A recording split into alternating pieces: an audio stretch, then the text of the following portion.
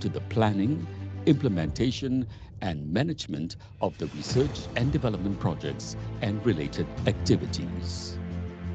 With its mission to make CREAM globally recognized as the leading institute for research and development (R&D), and its vision to meet the strategic needs of R&D in the Malaysian construction industry, CREAM is committed to fulfilling its 5 objectives, that is, to fund, manage, and execute research activities and programs, offer tests and laboratory facilities for heavy structure engineering and building materials that focus on IBS structures and components, establish R&D cooperation with stakeholders in the domestic and overseas construction industry, earn funds and offer ventures for R&D activities and programs, and distribute the latest technology and R&D products to the national construction industry players through promotion, patent, and commercialization. CREAM serves as a key center that provides 3 main functions, namely research and development, testing of building materials and technical services, and assessment and certification. CREAM's main focus is the R&D program, which covers various fields. Its objective is to provide benefits to the progress of the nation's construction industry. The research themes cover 5 priority areas. They are the structural and material engineering, innovation and digitization technology, asset and facility management, environmental sustainability, productivity. Quality of service has always been CREAM's core value. This is to ensure that the Malaysian construction industry's strategic R&D needs are met. CREAM also provides testing services for material and building structure samples at its laboratory, Makmal Kereta Raya Malaysia, or MKRM. The purpose of this testing service is to assess quality and safety, as well as to improve materials and construction samples to meet the standards set. CREAM also offers services and other technical aspects such as inspection and sampling of imported building materials entering the country's ports.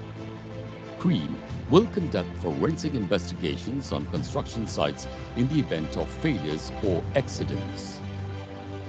CREAM is pleased to announce that the MKRM has been expanded to Sabah and Sarawak, and that it is now ready to assist industry players in Borneo with construction material and structural testing in accordance with CIDB Act 520.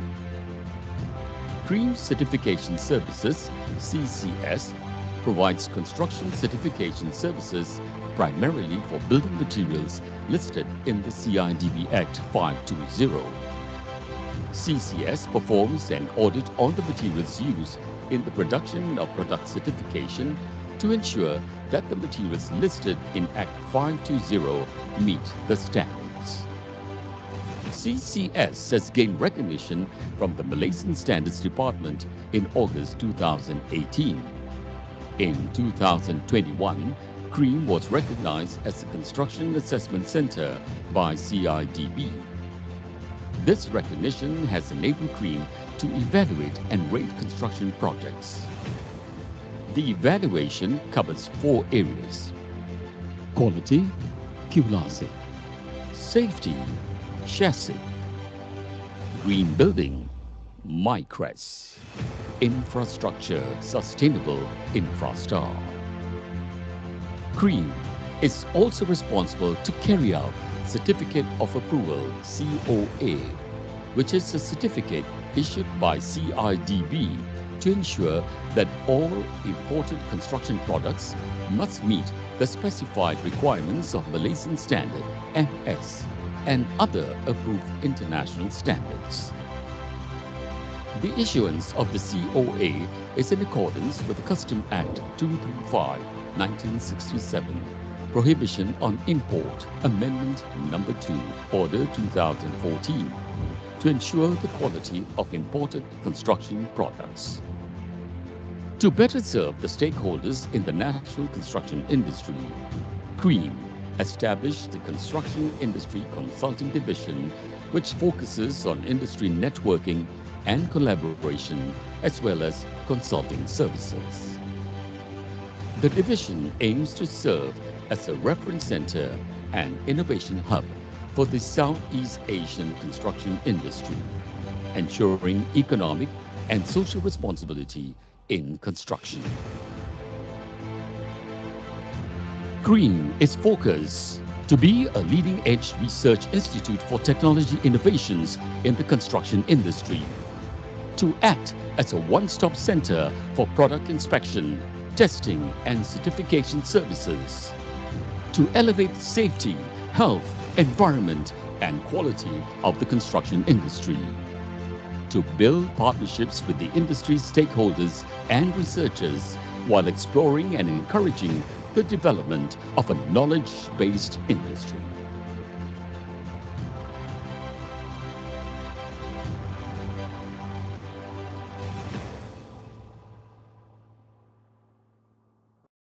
All right. Thank you, everyone, for watching the video of the CREAM.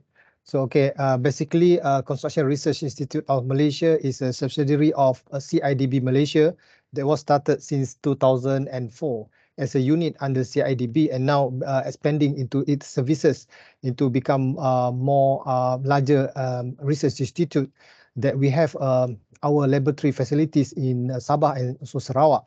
So basically, we have over than 70 staff currently. They are working. Most of them are technical person.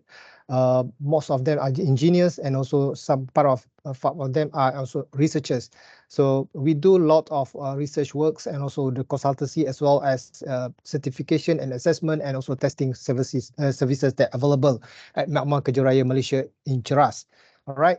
So in between, meanwhile, we are waiting our friends to join on board our seminar session today.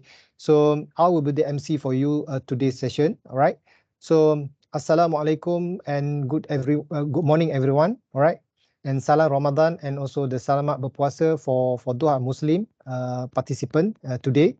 So I really appreciate your kindness to be joined with us to join our session webinar session today.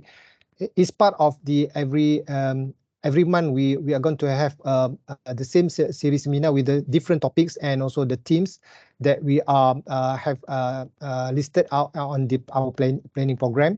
So bear in mind, we will feature the kind of different topics and also very interesting speakers, very good speakers to be with us and different platform of webinar. All right. So CREAM webinar series 2023, we call it, is a program organized by Construction Research Institute of Malaysia, in short CREAM.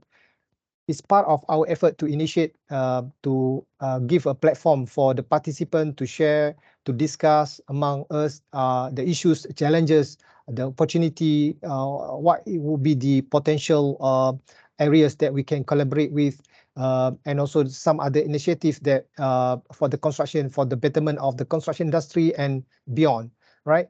So the theme for this month, before we will celebrate for Eid Mubarak by this week. So it will be the last webinar session for this month. So today's theme is basically the setting the path toward the productivity level in the construction industry. All right. So today we will featuring two speakers. All right, two speakers to be joined with us on board and discuss and share what would be the best example, the best practices that we can setting the path for the productivity, especially in the construction industry. So basically, the topic today will be on the leveraging technology and innovation to improve the construction industry productivity. And we'll be having the two experienced speakers from the industries. One, allow me to share you, Hajah Hashimah, and also from the IGM. All right. Right. So before we start, our webinar session today, allow me to give some housekeeping announcement. If you have any question during the presentation of the speakers, please drop your question, your inquiries throughout the chat, our chat bot. And our moderator today, will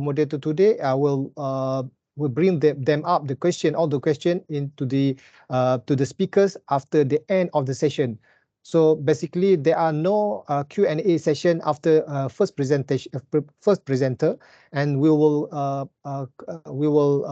put all the question and answer session after the two presentation will be done, right? So feel free to drop the question, any queries, any your sharing experience or any suggestion or whatever in the chatbot, our chatbot message, right?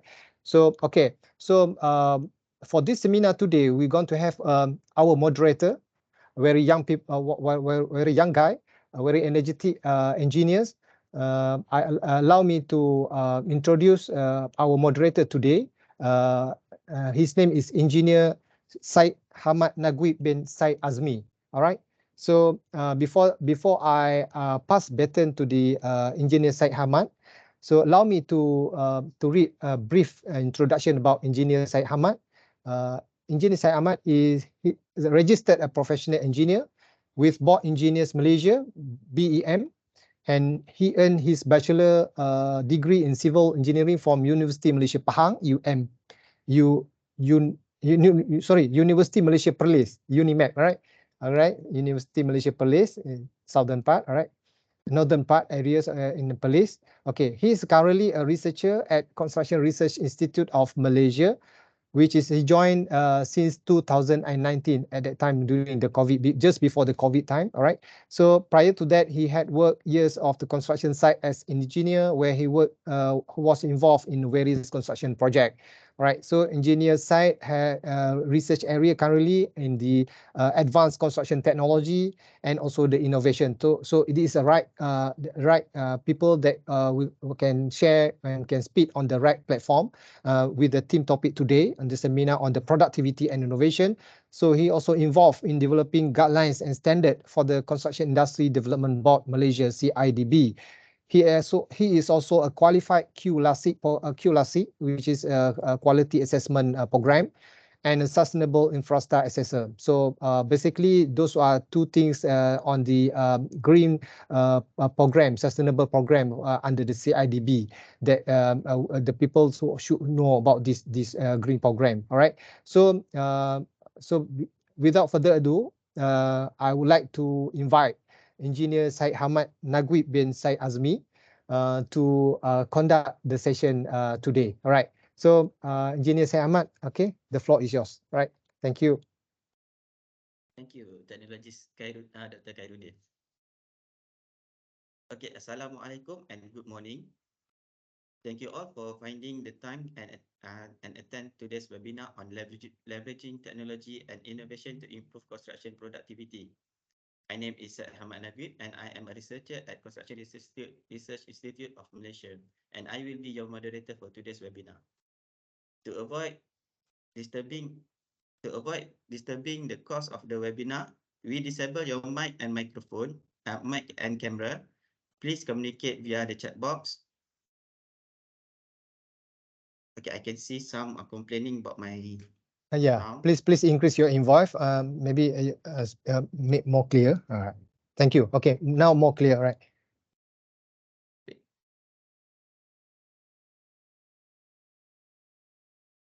Okay, Engineer Syed Hamad. Okay, your sounds quite clear now.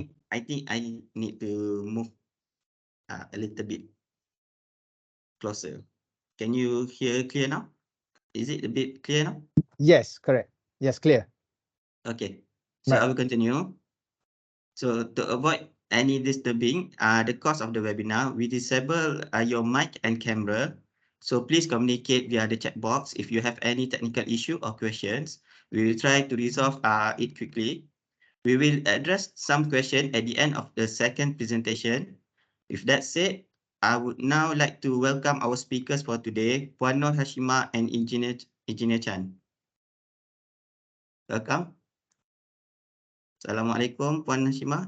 Good morning, Engineer Chan. Good morning. Thank you. Happy to be here today. Yes. Good morning. Thank you. Okay, without further ado, I would like to invite our first speaker for today, Puan Nur Hashimah Haji Chahasan. She graduated in Bachelor in Architecture from Iowa State University in USA. She then furthered her study in Master in Architecture in California, USA. She is a qualified professional facilitator for Malaysian carbon reduction and sustainable tools. She had experience of 15 years as a lecturer and a head architecture unit at Polytechnic Sultan Abdul Halim Muazzam Shah. She is currently the Deputy CEO for Task Block Sdn Bhd. Okay, with that said, Puan Hashimah, the floor is yours. Thank you. Thank you, Mr. Moderator. Without further delay, I would like to share my slides today with all of you. Okay. Hold on a bit.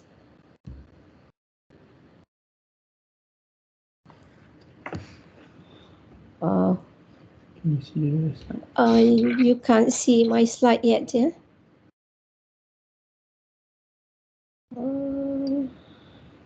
Not now, just don't update. Yeah, that is the one. Can you see my slides? Okay, yes, we can see. Okay, Oh, Haja, clear your slides presentation. Yeah.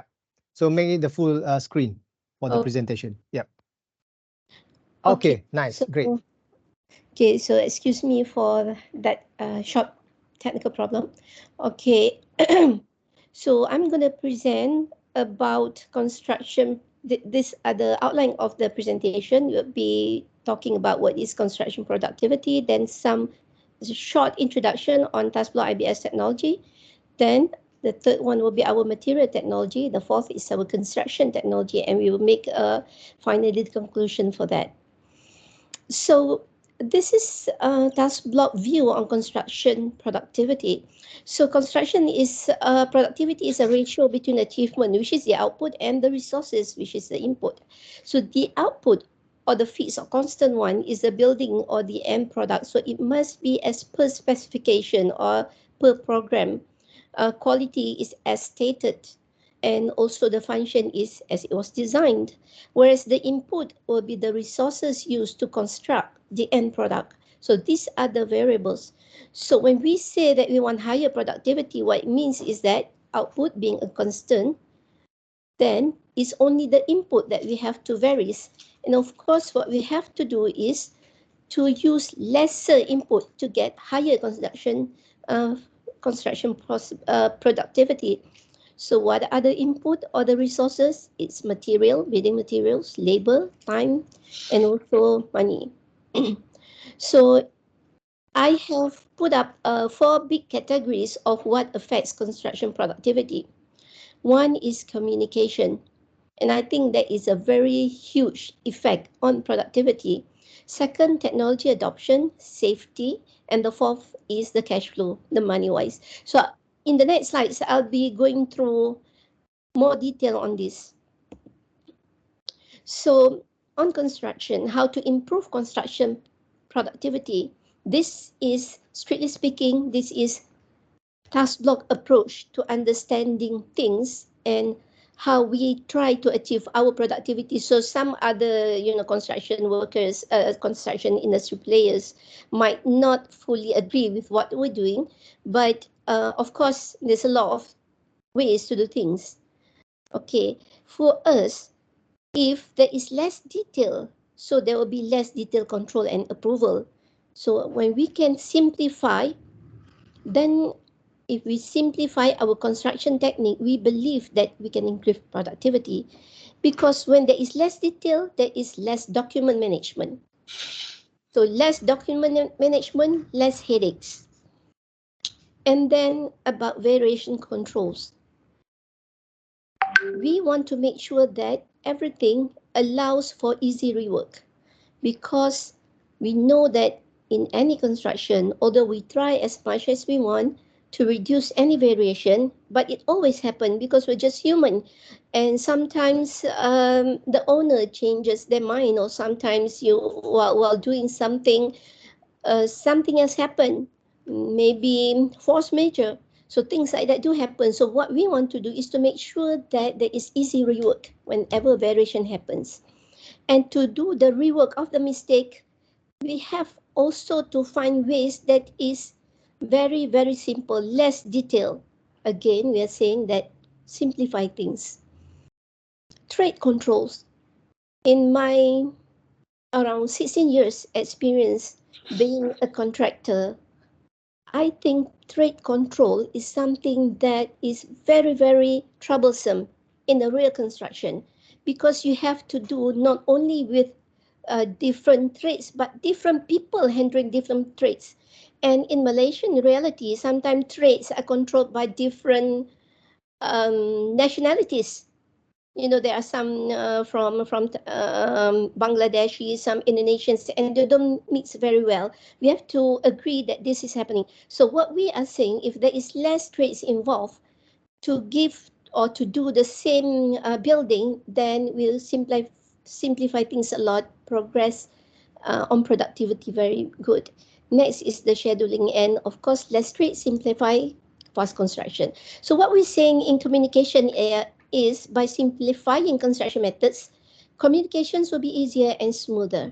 Next, we go to technology adoption, and I think I should talk about technology adoption together with safety. They are very, very much related together. If we want to adopt technology, we have to have skilled workers for that particular technology. There must be trained workers for that. And if we want to make sure that productivity is high, then less workers, we need less workers for a particular task, which means in task block, what we do is we go for simple technology. In terms of technology, each particular technology, they will need machineries.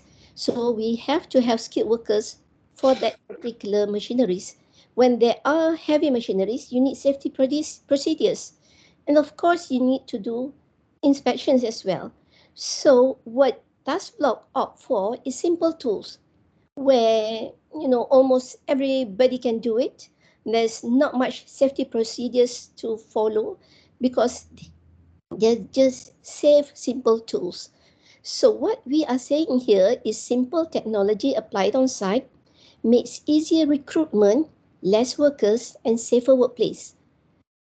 So technology adoption for us is best to be done off-site at factories or at controlled environment. And then cash flow. Something that is very, very important is the food for construction. Whenever there's delayed payment, there will be problem in productivity. So we have to have clear work progress boundaries. And then we also have to control cost overrun. How to control cost overrun? And why do cost overrun happen? Sometimes even the contractors, you know, they did not cost in the indirect or the hidden costs. For example, we need to use rebar. They forgot about the lappings. We are doing foundation.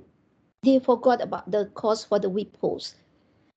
So there are a lot of things that can cause can cause that money will be needed, which were not foreseen in the earlier part. And then the problem that we're facing now, rising or volatile material costs. So we believe that if we can shorten construction period, perhaps we can mitigate the problem of rising or volatile material costs, which is a real problem that we're having right now. So what we're saying here is simple technology applied on site resulted in clear boundary of work progress, making site measurement or site evaluation very clear and simplified. Therefore, coupled with short construction period, we can avoid delayed payment and thus cash flow problems can be mitigated. So let us look next, very simple at task block technology. So I'm Hashima, actually, the CEO of task block Malaysia Sdn Bhd. We are IBS manufacturer under innovative system, and we are also an IBS contractor registered with CIDB and MOF. So we think that our technology is a destructive technology. We have done readiness assessment for that. We redefine construction to be fast, simple, and precise. And we believe, we look at ourselves as a problem solver, whereby we think that we're more suitable where other systems or building materials have limitations. We can show this later in our slides. So our technology and innovations are guided by our vision, mission, and values. Our vision is to be the world friendliest building material, friendly to human and friendly to the environment. How to do that? We make it simple, safe, and sustainable. And in order to do that, we have to be intuitive in our thinking, creative, and to have integrity. So let us look at what it means at a glimpse. So I'm sharing the video with everyone.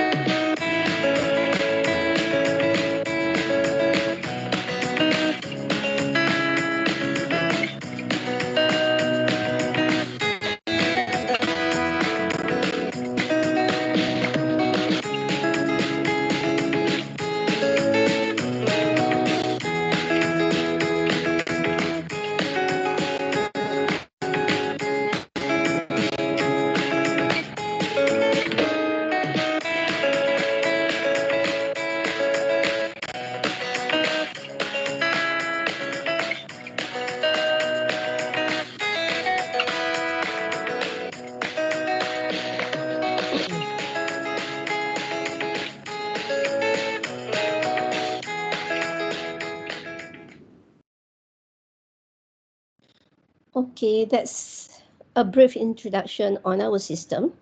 A layering of blocks, something very much like playing with Lego, but in real life environment.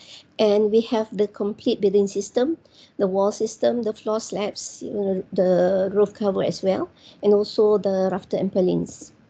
So now let us look at the block material technology. We're using advanced composite material, where the advanced composite material is very high strength to weight ratio with special characteristic. It's very lightweight, chemically stable, fire and chemical resistant, and anti-rust.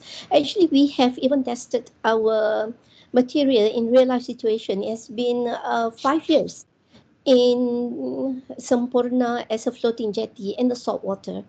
So we know that advanced composite material has been there for many, many years in aerospace and marine industry, robotic technology, automotive technology, oil and gas industry. So now we are able to bring it to the building industry due to the modifications we have done that make it competitive in the market in terms of pricing.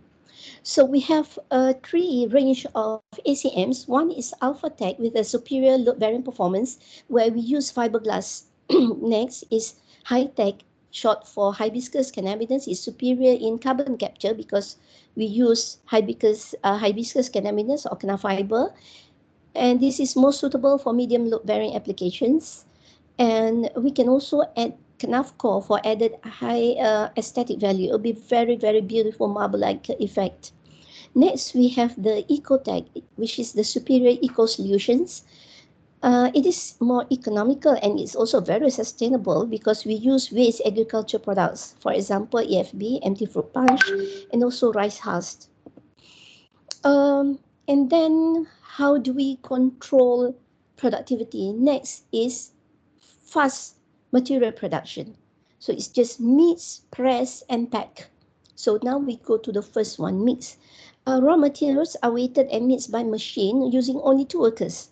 A maximum of 5,000 kg per mix is can be completed in around 45 to 50 minutes, all in. So it's a very fast process. And then we press it. You can see the picture there. That is immediately coming out from the press machine. An average of 2,000 kg per press machine per day could be produced. A little bit variation is due to the different component sizes that we have as you have seen in the slides, previous slide. So each machine is only handled by 2 workers, not more. because when there are more workers handling one machine, then there is possibility for accidents to happen.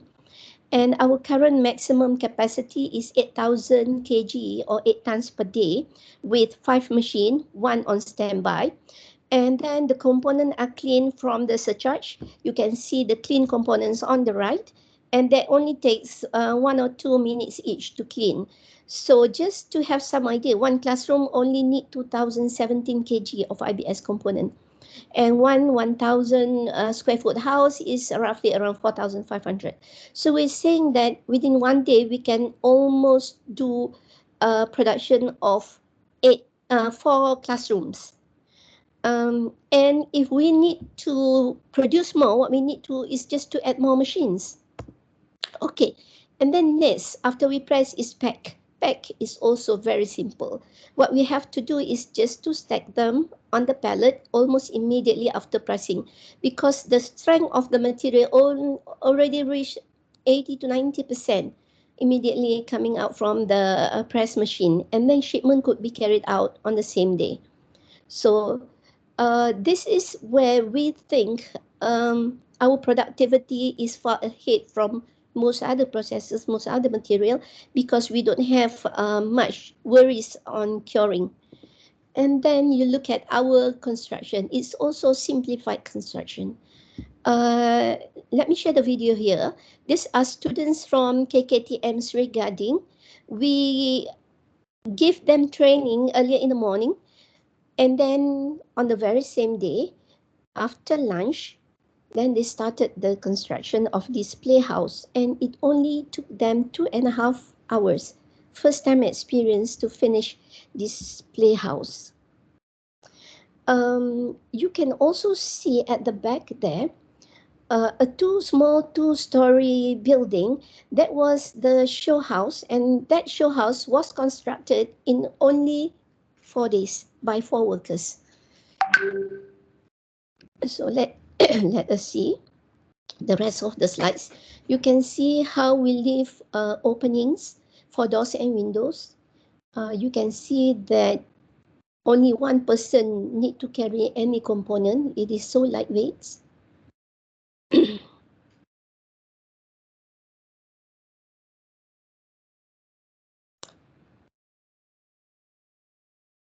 Okay, it's almost done there. For the playhouse, this is only 2 meters high. And we do this for most of the students, in TVET students especially. They come and learn new things from us, and this is our sharing. And after that, we dismantle the whole thing. We are the only, I think, building system whereby the structure can be dismantled 100% without damage. Okay, next is transportation. We also simplify transportation. You can see here is a real picture of Felda Asrama Felda Hostel, and also the toilet blocks, and all these, for these 2 pictures on the top there, we can fit into one trip of 40-footer truck. It weighs only 12 tons. So it increases productivity because it reduces the number of trips, thus it saves time, cost, fuel resource, man-hour, and it consumes less fuel, thus less GHG emissions. Next, we look at construction technology. Excuse. You can look here, the maximum of our wall dead weight is only 28 kg per meter square. That is the maximum when you use smaller components. If you use bigger components, it's only 17 kg per meter square. So it means that it's equivalent to 84 kg per meter length for a 3-meter wall. So what happened is that we can do rough pour RC foundation. So it'd be very easy to do. And what we do is our wall components are used as temporary formwork for the reinforced concrete ground slab. And that will also help us speed up work, because that wall become a guide for us to do the wall later. So this one is how we put our base adapter. We use expansion bolts. So we are not worried. If you use steel dowel to hold our bolts in place during the concreting, it might move or shift. So what we do is the next day, we use expansion bolts to fix our base adapter to the slab or to the foundation. And then it's simple wall installation with very simple or easy to understand drawings and simple hand tools. You can see hand tools on the right side. So this is why I said we reduce hazards at site, reduce the time for inspections, for safety procedures, because we only use very simple tools. And we believe it's also very sustainable. The assembly drawings are also very easy.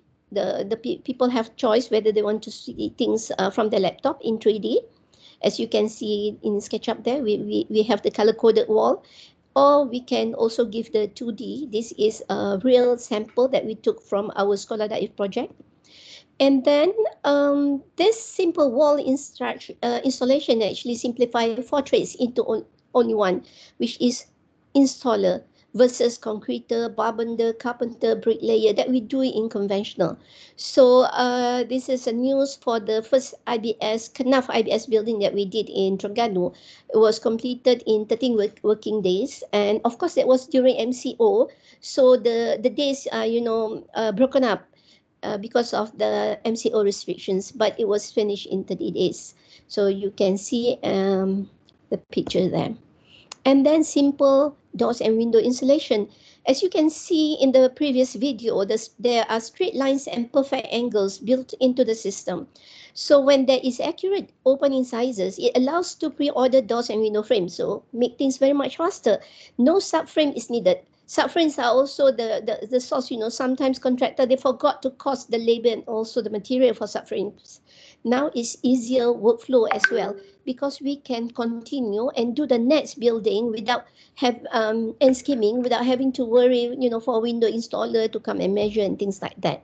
And the best thing, I think, is that latent stress crack at corners are avoided. We have not seen any of that in our projects thus far since 2016. Not even one building has that problem of cracks at the corners of window openings, and we don't need lintel above openings, so our construction is much smoother. So now, how to measure construction productivity? So we are actually using the trade level productivity measuring tool by CREAM. I'm not sure whether, I'm sure this is not the latest version, because we are the party that had discussions with CREAM during the drafting of this document, and then we were invited to the dry run of the PMT. So our sharing today is based on that particular dry run, modeled on Sekolah Jenis Kebangsaan U Ying, a Sekolah Daif project by JKR, completed in 2017. The reason we chose the school was because there is verified project planning, as it was monitored by JKR Melaka, and there's clear documentation on the project.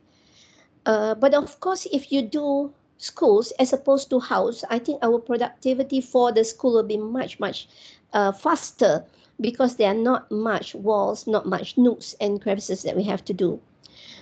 So these are the pages from the trade level product measuring tool that I showed before. So focus of CIDB was for phase 1 is to identify the essential traits or activities that have an impact on productivity. And the second one is to develop the measuring tool, which later I will show how we use it, to measure the productivity of each identified activities and subsequently the productivity of the project. So this particular PMT is used for building construction projects in the IBS categories only, which covers precast concrete system, blockwork system, reusable formwork, metal framing, timber framing, innovative system, and prefab, pre-finished volumetric construction, PPVC. Next is also another page, extract from the PMT. What I want to highlight here is the objective of CREAM coming up with this, which is to assess the performance of productivity of a project, in particular building project. And the second one is to monitor the productivity performance of building construction project. That means the construction part of the project. The first one is the overall project. And the third one is to set the productivity performance benchmark in building construction projects. So let us identify essential traits or activities that have impact to productivity looking into task block only. So there are these design phase, production, logistic and installation. And because we are innovative systems, so CIDB CREAM has passed this task to us. So we can state what are the processes that is involved. So site productivity is actually only this part, the installation and the construction. And another one that is measured is the project productivity, which covers from production to logistic and installation, which means it starts from raw material preparation, the mixing, the hot press and packaging, storage, and it goes to transportation, and lastly it goes to the installation and the final finishing for the project. So in phase 2, to develop measuring tool to measure the productivity. So this is the measuring tool that they have. Of course, it's very difficult for me to show. It's very small. You just have to believe me with all the numbers, because when we plug in the numbers, all the numbers will come out there from this measuring tool. So basis for data collection is this project, Lesson Learned by JKR Malacca. And the JD at that time was now Dato IR Haji Ismail bin Abdul Rahman. So we use documents from this project which could be verified. And this is the work program that we use. So that 26 days are the days involved in the building construction. The rest of that is all the survey works, design, and the infra, which is not included. So productivity of IBS in terms of site productivity, the average site productivity performance of IBS is actually 19.54 square feet per man day, which is A category for most IBS, but for conventional it was 6.96 square feet per man day in the C category. So let us see how the grades are. So these grades in the PMT, so we have grade A, B, C, D, and E. And then we plug in the numbers for the SJKC project, and we come up with the manpower used for production is 31.23 man day. Construction is 52 man day. So site productivity performance is the GFA over the construction, which comes up to be 83.8 square feet per man day. So what happened is that task block IBS site productivity is an A grade, and it is 4.3 times the average of other IBS. So we score very high for that. Next, we see project productivity. The average for all IBS is 8.25 square feet per man day, whereas for conventional is 5.27, which is a C. So for IBS it's a B, not yet an A. For other conventional it would be a C grade. So it is a different grading table. So this is table 1, grading for project productivity.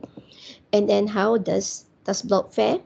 So manpower is still for productions the same as in the previous slide. Construction as in the previous slide. So for the project is the sum of production and construction. That means 31.23 plus 51, it comes out 82.23 man day. So productivity is GFA over man day is 50. So our result is 53 square feet per man day. So how is that? You can see there, task block IBS project productivity 53 per square feet per man day. So that is also a grade A, and it's around 6.43 times the average IBS. So we scored A for both project. So what is our conclusion here?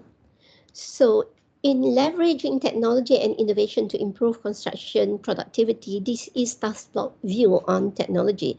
What we do is our material technology is the big secret, because with ACM, with advanced composite material, there is infinite improvement possibility. So we have our in-house R&D where we always find ways to improve the material technology. Once the material technology is improved, we sort of future-proof our company. And also we believe that the material processing technology is also a plus point, because we use very low energy. just for you to imagine, with that kind of factory, our maximum electrical bill is only around 6,000 ringgit per month. So low energy, as opposed to, less than 200 Celsius heat, as opposed to in the kilns. For other technologies, they put it in kilns, it goes beyond 1000 Celsius. And then low labor, as I showed before, simple steps and virtually no curing period. That's where the strength of our productivity is. And then next is material handling. Because of the technology, it's very low robust, lightweight, stackable, suitably sized, so we can go almost everywhere. We can go on routes, we can climb go in the hinterlands, we can go to islands, we can climb hills. So that's where our productivity is increased. But of course, a very important thing on whatever that we're doing is our innovation part. What we did is we rethink construction. We unlearn our years and years of knowledge of habits of doing things, of doing construction. We have to unlearn and rethink. And in order to do that, we have to be intuitive.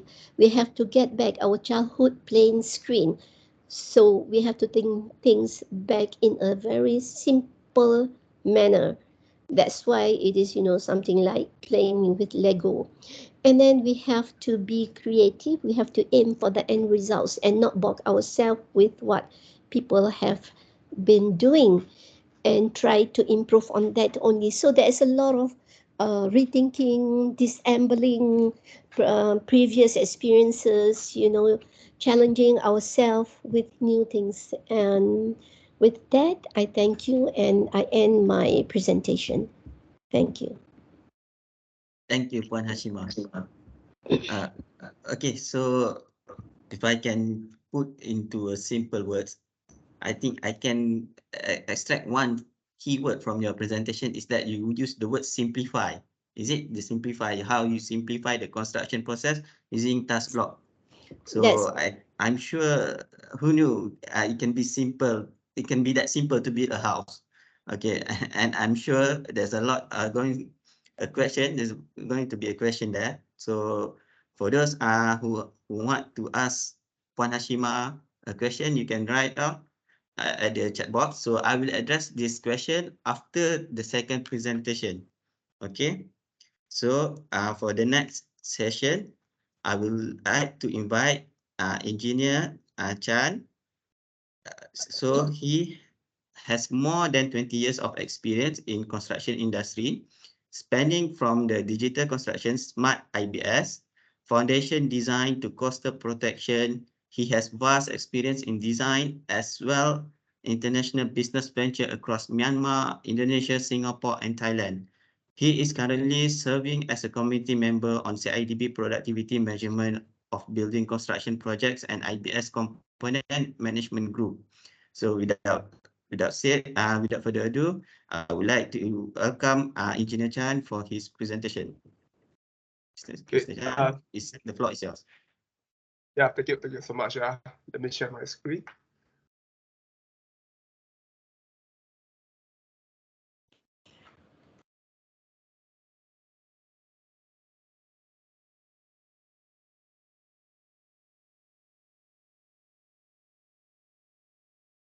So can you all see my screen? Yes, we can see. Is that full screen? Not yet. I think you need to share your slide only instead of share the window. Okay. Sorry.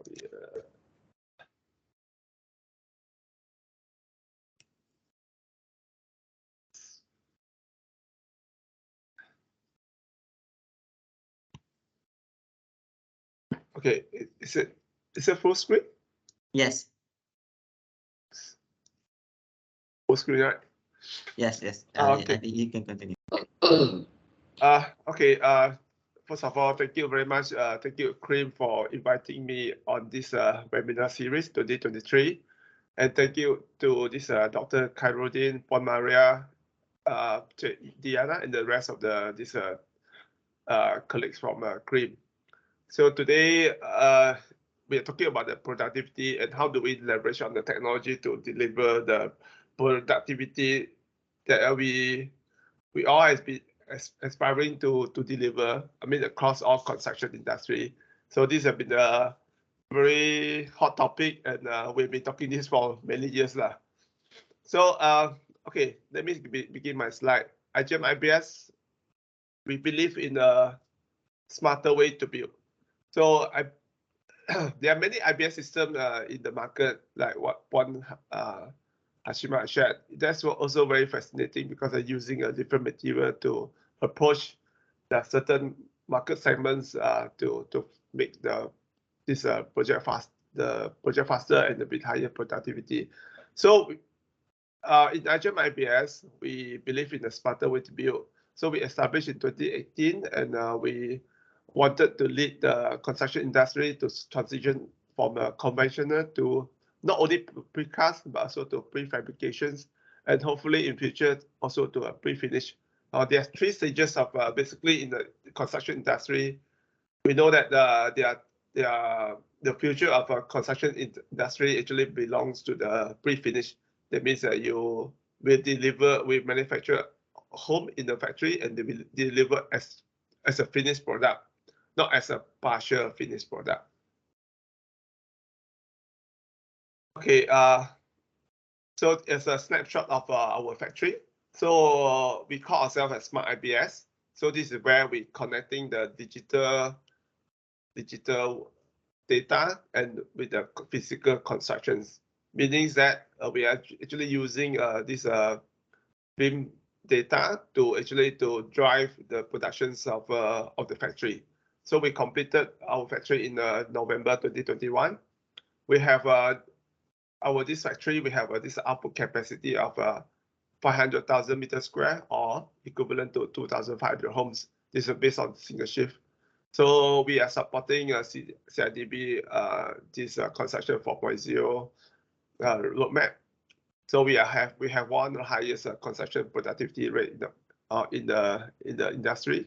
So one of the key things that why this Smart IBS is different from other IBS system is we are capable of handling many projects at one go because we are fully digital driven.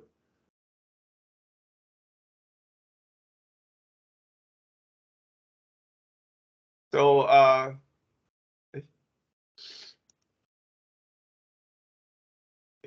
there are 4 key components of our Smart IBS system.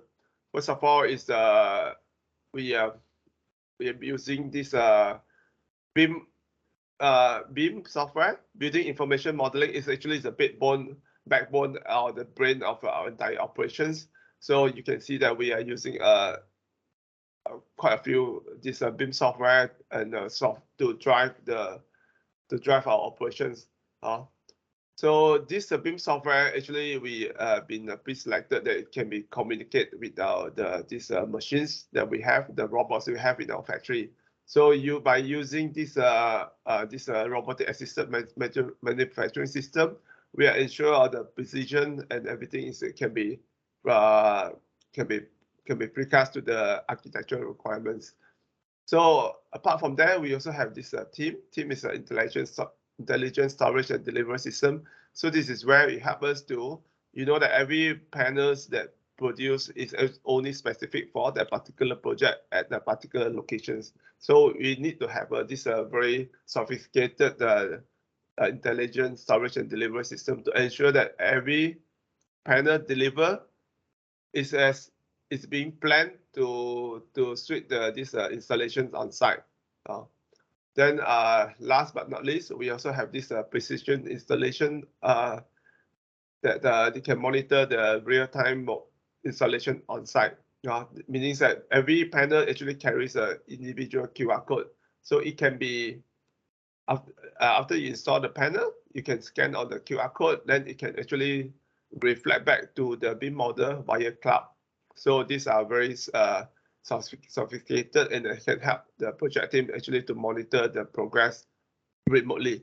And when we say we're changing the way we build, we have to look at the effect on the site. So the meaning that we have to look at how this smart IBS can actually help to reduce the work on the site.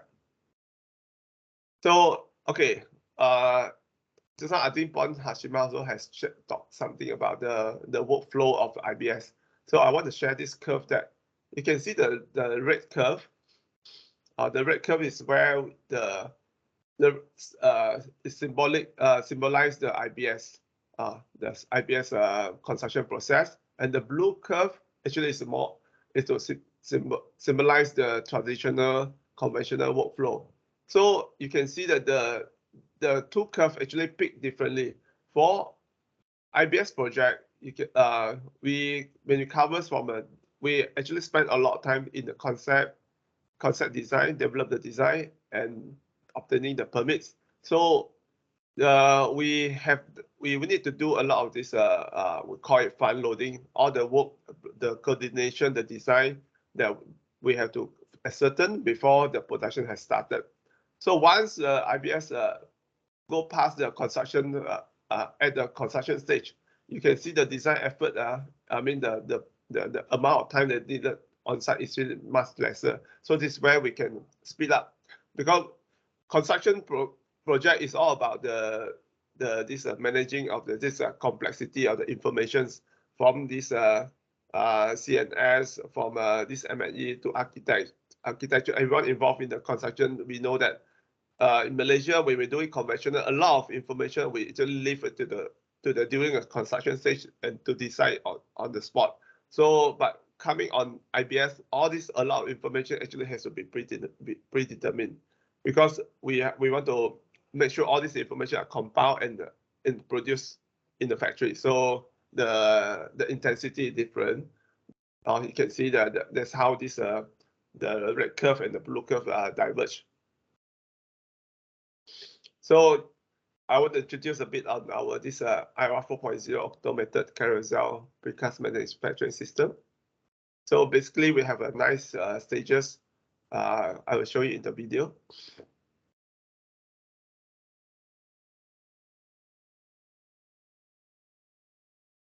Okay. Let me load it from. Okay, can you all see the video?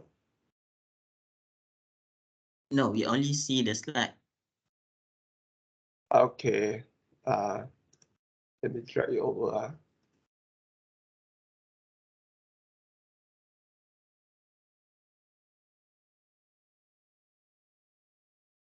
Okay, let me share the.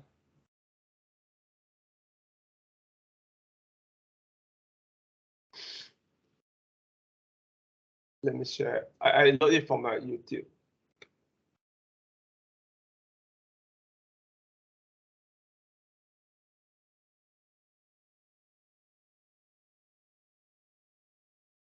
Can you all see it? Okay, we can see it. Okay. So basically, like I said, the processes cover nine stations. First of all, you can see we are still producing all these moving paper coil pallets. So first of all, we the pallet. Yeah, so you can see Mr. Chan, your sound is a little bit sounds like you are moving further from your screen. Hello, can you hear me? Much better now. Okay, so you can see that we have this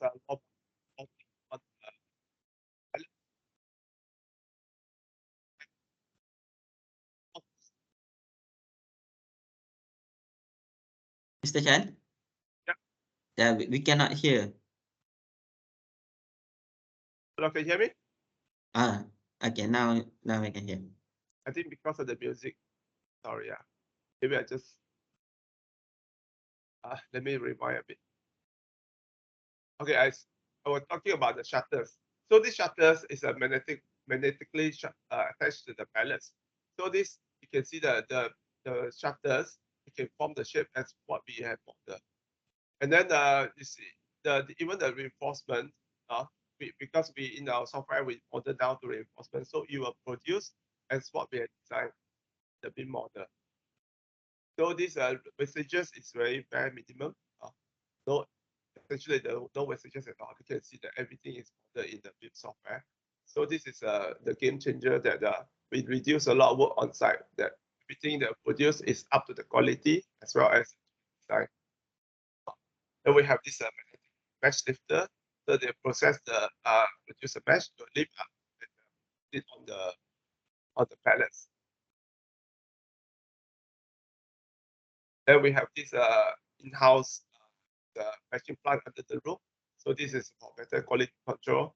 So when we have to change the image of this precast plant that's very dirty and we are designed in such a way that to fit our image that we're looking on IR 4.0. So the next step is concreting. We are concreting over the concreting. Actually, the meshing plant will produce as what we have designed. Then they will have a 2-stage traveling. So the traveling machines will travel, ensure the smooth finishes. Then after the traveling, it will send for the curing. So all these processes will be completed within the 8 hours. So with this kind of high output, we can really reduce our dependency. This is why after that we can do the dischartering, and this discharter they will be cleaned and used back. So when we talk about this precast is very, I think, not much variations. Actually, just an image of this conventional precast. With our system, we can actually custom it for any project. Small job, big job. To us, people talk about precast, worry about cost because there's not much. With this system, we can actually produce various type of panel and very. So you can see that every panel will be given a specific code. So we know that we will know that this panel is a fit for which project and as well as for which location. This is very critical part of the installation because at site nobody will wait for you to. The time is essence, so nobody will gonna wait for you. Okay, let me share back my slide.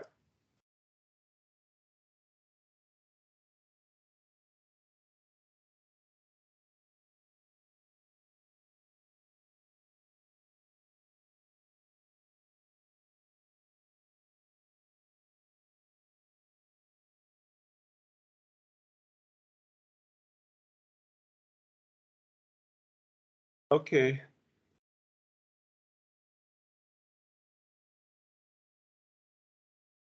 So just now I touched on the 3 key components. I want to repeat on the 3 key components of my system. So we have this plotting and shuttering robots. So this allows us the positioning of the fixtures, reinforcement, and openings. So it's a game changer. And also I want to highlight on when there are some misconceptions about the precast because the one of the frequent the commonly asked question that posted to me is, hey, do I need repetition to make this precast panel competitive? Actually, with the system that we have, we are not talking about the repetition. We are talking about the mass customizations. That means that I can mass customize any panels that suit the requirement for the project at a very competitive rate.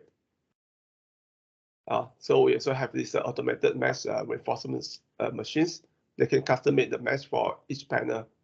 So I touched on that. I don't want to repeat this. The intelligence, logistic installation management. So what's in our Smart IBS system?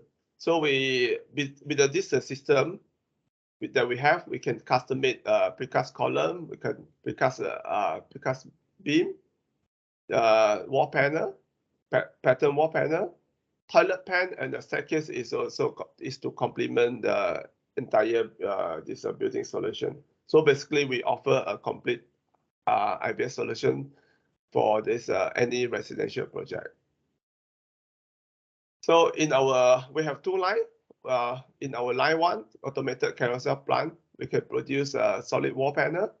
It can be load bearing, non-load bearing. We also can innovate and create this pattern wall. And then precast beam and column, as well as precast house slab. Apart from this, out from this common offering, this wall offering, actually we have also this PPVC and PBO solutions.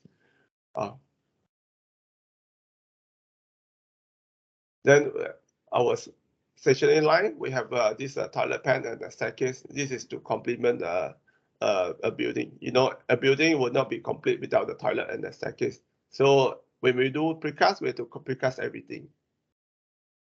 So I also want to introduce a new product offering from this our IGEM IBS, because what we have in our system actually is a system, is a solution. We can customize solution to the market for the market.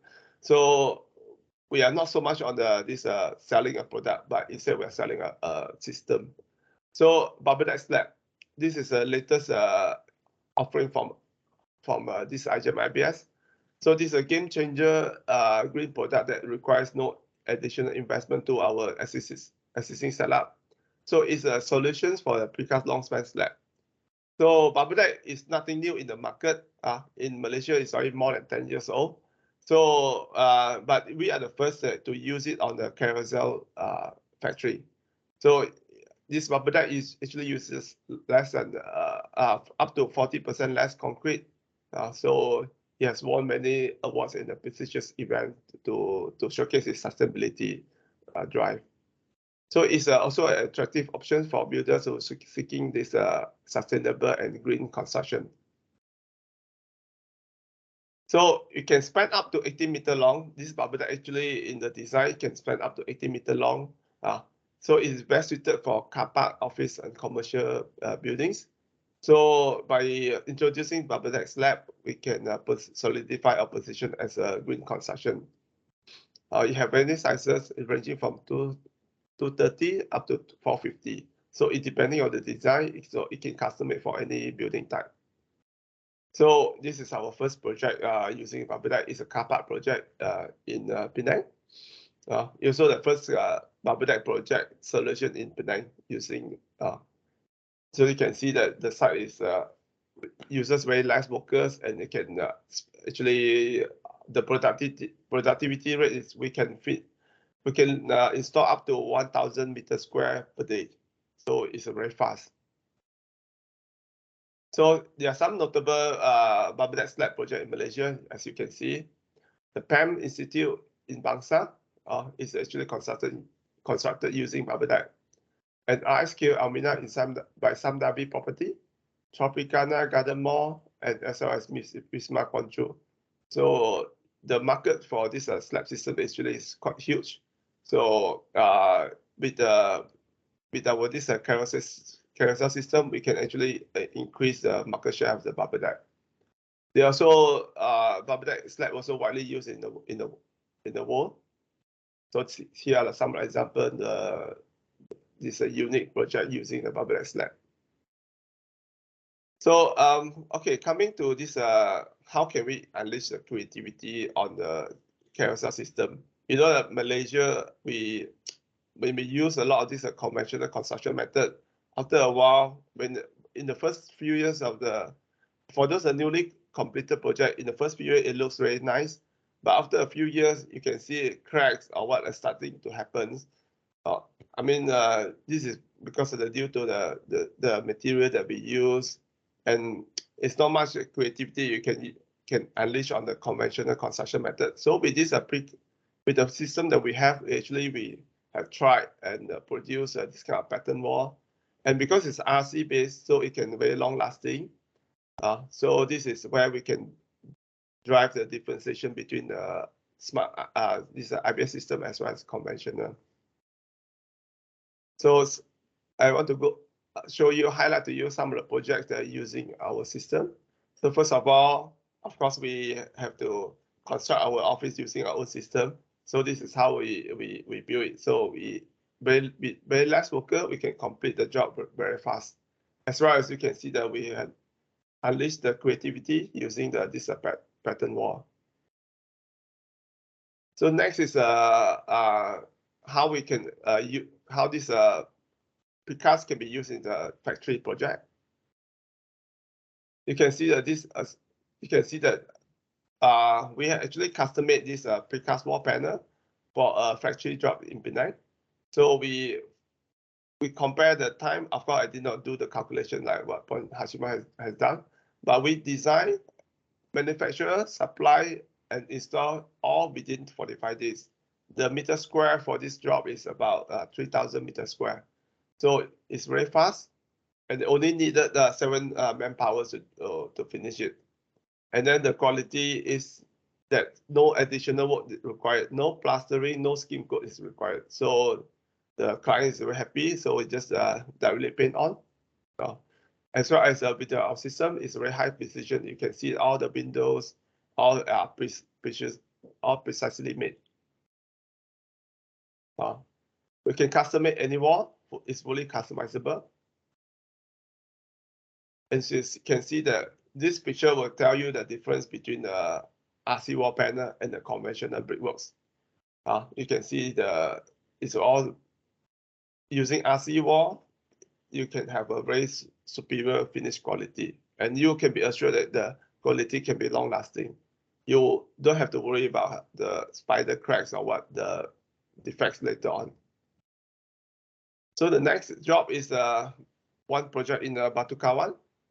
This one with the system we have, actually we embark on the precast facade.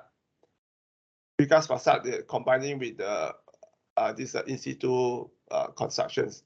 So you can see we can speed up the job 8 times faster, only 6 manpower needed, and then you have a superior finish quality. Each of the individual panel are custom made. I can have a drone video to show you. Each of the panel is a bespoke and custom made for this particular job. Even you see there's some curve wall here, we also custom made for them. So next I want to show you is this office building. So this office building, one floor is about 2,500 square feet. So we finished the installation in 3 days. So entire project we finished in 3 weeks. So the speed is compared with the conventional is a totally game changer. Like what I showed you in the earlier curve. So a lot of works, the M&E pipings, all those work, all the planning was had to be predetermined from on site. So with front loading the work, when it comes to site, actually the speed, the job is very fast, and you can get this. And this is how we can get the speed. You can see even the recesses here, all this for this piping has to be predetermined. This is a job that we're talking about on the bubble deck. So this slab is actually spanning column to column is about 8.6 meters. With the introductions of these balls, we can reduce the weight. Then it can behave as a two-way span. So we can actually have a beamless design. There's no beam. You don't see any beam at the column because it can behave as a two-way span. It then also custom made for this particular building. So in summary, from conventional to IBS, you can see the quality. You are delivering this quality at a very competitive rate. We are too. I mean, Malaysia constructions, we are too over dependent on this foreign labor, and we are using this conventional method, which in time it will be out of favor because of the a lot of the new buyer we are expecting for higher quality products. So conventional actually have a hard time of meeting that. So smart IBS also is a new green. I show you the one photo, conventional construction and IBS system. You see the amount of shoring support as well as the workers, the rubbish, compared with the IBS system that is so much cleaner, it need much lesser workers. Smart IBS is sustainable because we actually we waste no material. We cherish material, so we don't waste it. So we can save a lot of labors by producing this panel in the factory condition. Less noise, less pollution, less emission, and less disturbance to environment. You know, we do construction. Construction actually generated a lot of noise pollution, because the more workers we put on site, a lot of hacking, a lot of this dismantling. So all this create noise, actually create a disturbance to those who stay nearby. And then we can finish up to 40% faster, reduce the hidden social cost. This hidden social cost is also important to point out, because you know, when you have more mixer truck on the road, that means that there'll be no chance of the spillage. You see our roads is really after the government, after the JKR, they have tarred the road. But in no time, because of the construction activity going on, then it will be damaged again. So these are the costs that it may not happen. It may not cost the project money, but it costs actually, this money is the taxpayer have to pay for it. So upskilling the knowledge of the local workforce. When you go for higher productivity, you need more knowledge focus, superior and consistent quality. So our products are actually certified with CRIM. We have obtained this eco label product certifications, as well as ISO 9000 and the rest. Wow. Beyond Smart IBS. Yeah, remember I showed you this PPU or PPPC. This one actually is also produced from our factory. So first of all, we model in a 3D, then we break into each individual panel, and then after that we assemble it back to form this 3D modular. So all this with the system, when you go on the digital construction, digital solution, everything is possible. So yeah, this is the power of digital, this BIM as well as the digital construction, where you can dissect it and then we can assemble it with precisions. So if you learn it from Singapore, you know, Singapore is very advanced in the PPPC construction. But the way they do it is actually they get a 3D mold to produce it.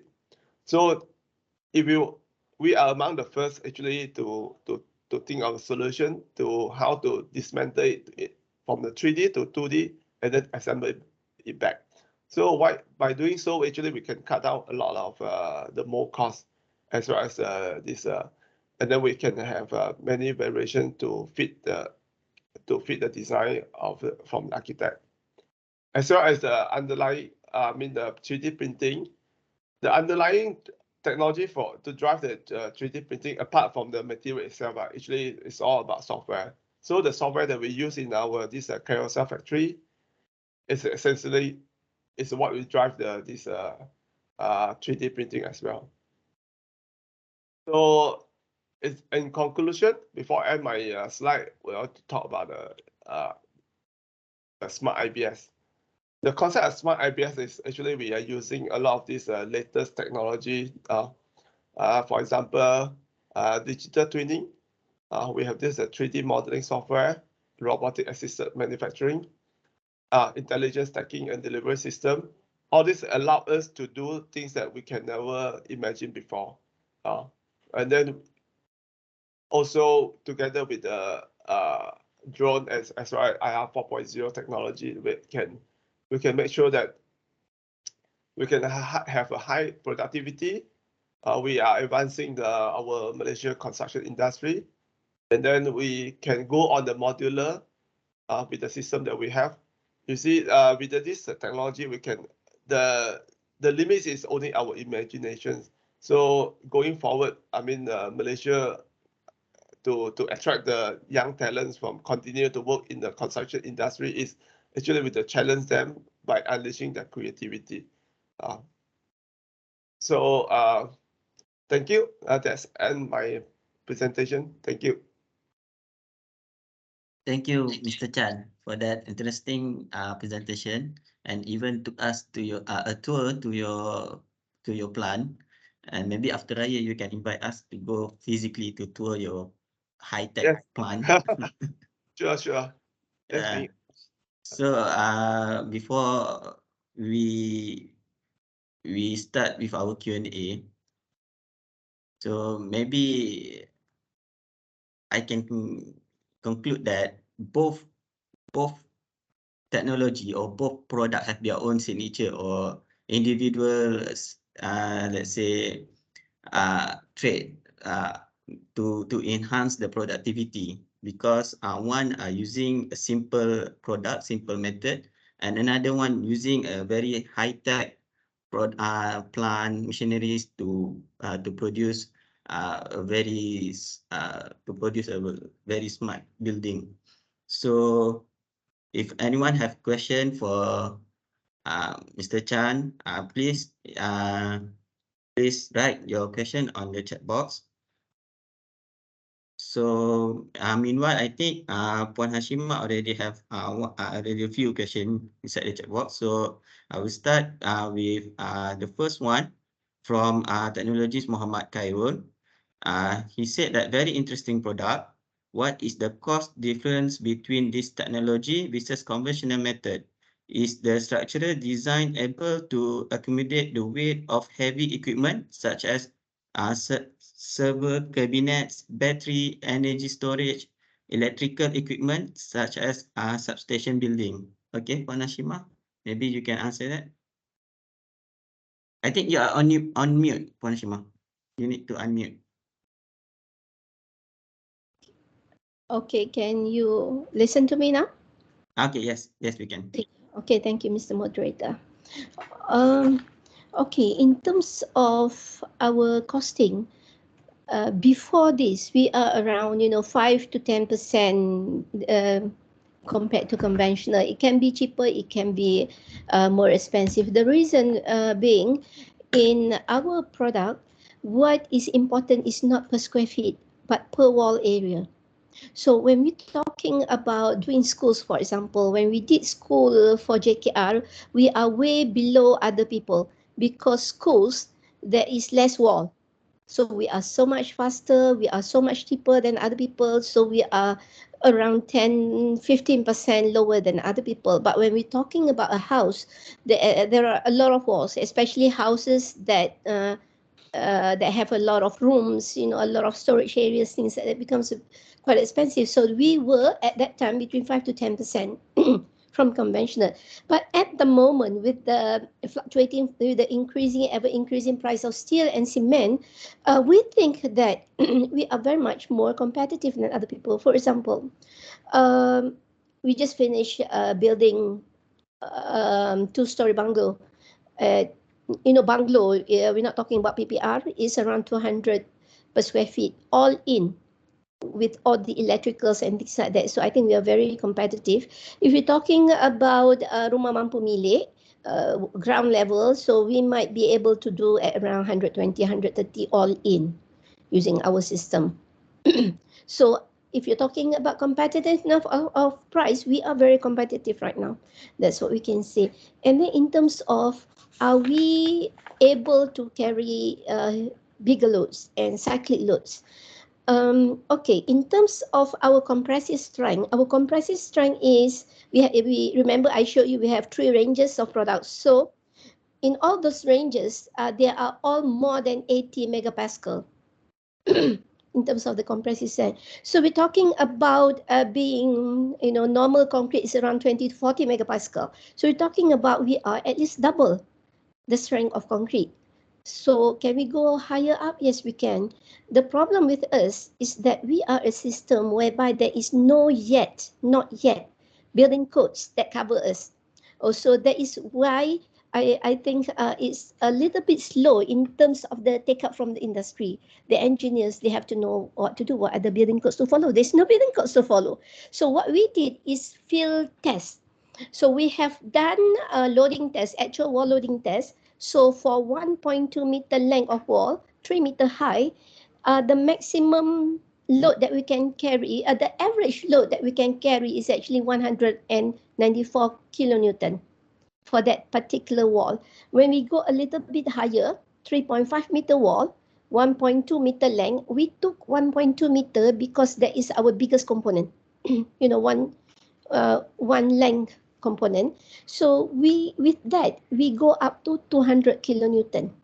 So that's the kind of load that we can carry. 200 kilonewton, 20 tons. You're putting like 10 biji kereta, on top of your wall. So we are very strong in that.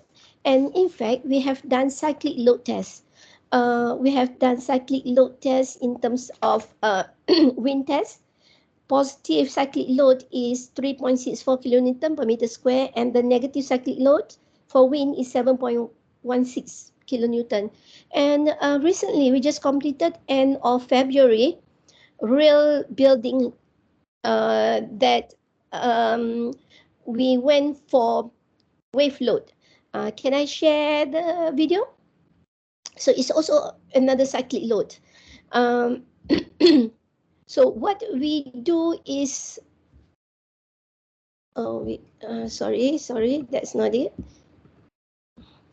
Can you see my video now? Not yet. Not yet. Okay, hold on. But we can hear some. Okay,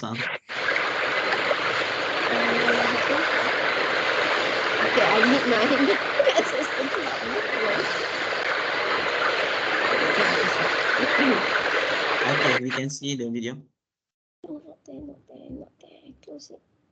It's not there. You can see the video just now. It's here. Now, can you see it? Yes. Okay.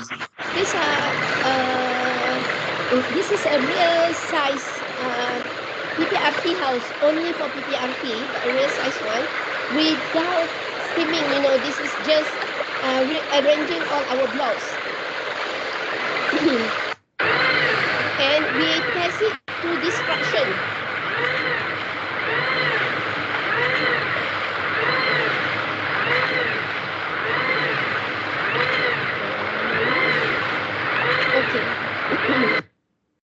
Okay, after 100 minutes under constant wave, so it's cyclic load, isn't it?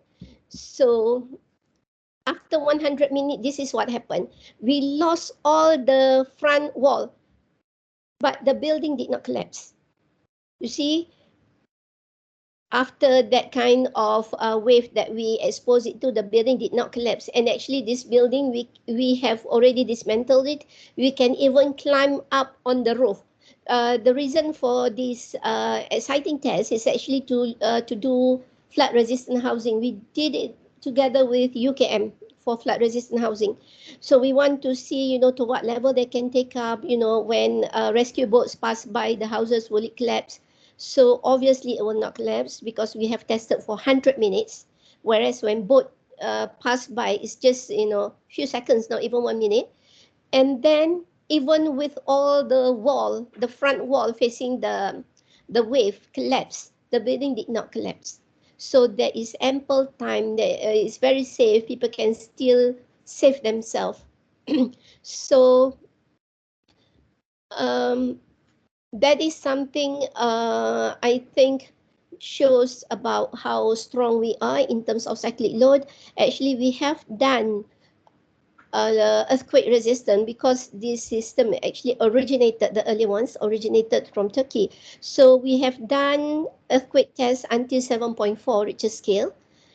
And then we have done a lot of other tests. Just now I told you about the wind load, and also tests on projectile on C4 tests. So a lot of tests. It's very unique, the interlocking system that we have. Whereas when we finish the whole house, whatever the load that you put on the building is redistributed to the whole building. So the whole building becomes the structure. That's why it becomes very strong when it's completed. That's why when you saw in the picture before, although the front one, the wall that touches the water already collapsed, but the building did not collapse because the other, 3 corners of the building is still withholding the building. So that is the uniqueness of our system. That's why actually, engineer Sayamid, with the background that we are, well, our background, we don't start as engineer, we start as architect. So when we start as an architect, we think differently, I think. That's why we always try to think differently. The methods of interlocking that we do make it actually very strong. When we look at brickwork, for example, the joints between those bricks, those are the weak points. But in our case, the interlocking is the strong point. So the wall that is left hanging, that was actually a cantilevered beam, held by the other walls. So that's why it did not collapse. Okay. Okay. Do I answer the questions? Yes, I think you over answer the question, and you Okay. also addressed some. I think a few questions already addressed to you. But I want to ask Mr. Chan. There's a question from you from Nga Pet Loon. He said that, Mr. Chan, how much capital is required to set up all this IBS plant? So I think this one more on the costing. So maybe you can try to answer this question. You are on mute, Mr. Chan. Yeah, thank you. Thank you for the questions. Yeah, I also received this question a lot. I mean, apparently many people are also quite probably they are also quite interested to have their own precast factory because they all acknowledge. I think almost everyone here that we acknowledge IBS is the way forward, especially that we want to have an IBS system that can at the same time address the structural solutions. It's a precast structural solutions. Yeah, so I mean, let me explain a bit the rationale why IGM we have gone into this smart IBS solution. Actually, in the market, there are some lesser, cheaper solution for this the similar system like us. You can instead of go carousel, actually you can go for static solution. There are, I mean, not in Malaysia, but other countries they have this kind of cheaper setup. The reason why IGM go invest a bit more money on going for this full robotic assisted solution is because we want to have we want to offer to the market a better solutions. You know, with the system that we have, or with the robots that we have, we can at the same time not only producing on the precast wall itself, but we also can innovate. We want to drive our engineer that we can come up. That's why we can come up with this pattern wall solutions. If you go on more static this system, you may not be able to do that. With our system that we have, we can innovate with what we have, like bubble solutions. Bubble solution is also another possibility after we have this smart IBS solution system. So in terms of the cost, and I think Mr. Ng also asked about the ROI. We as a group, we want to drive this industry forward. So we actually take a long-term view.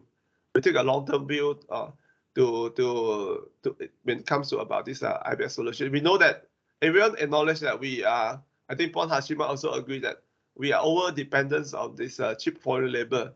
You know that now Indonesian they also don't come back to Malaysia anymore because the country pay them well.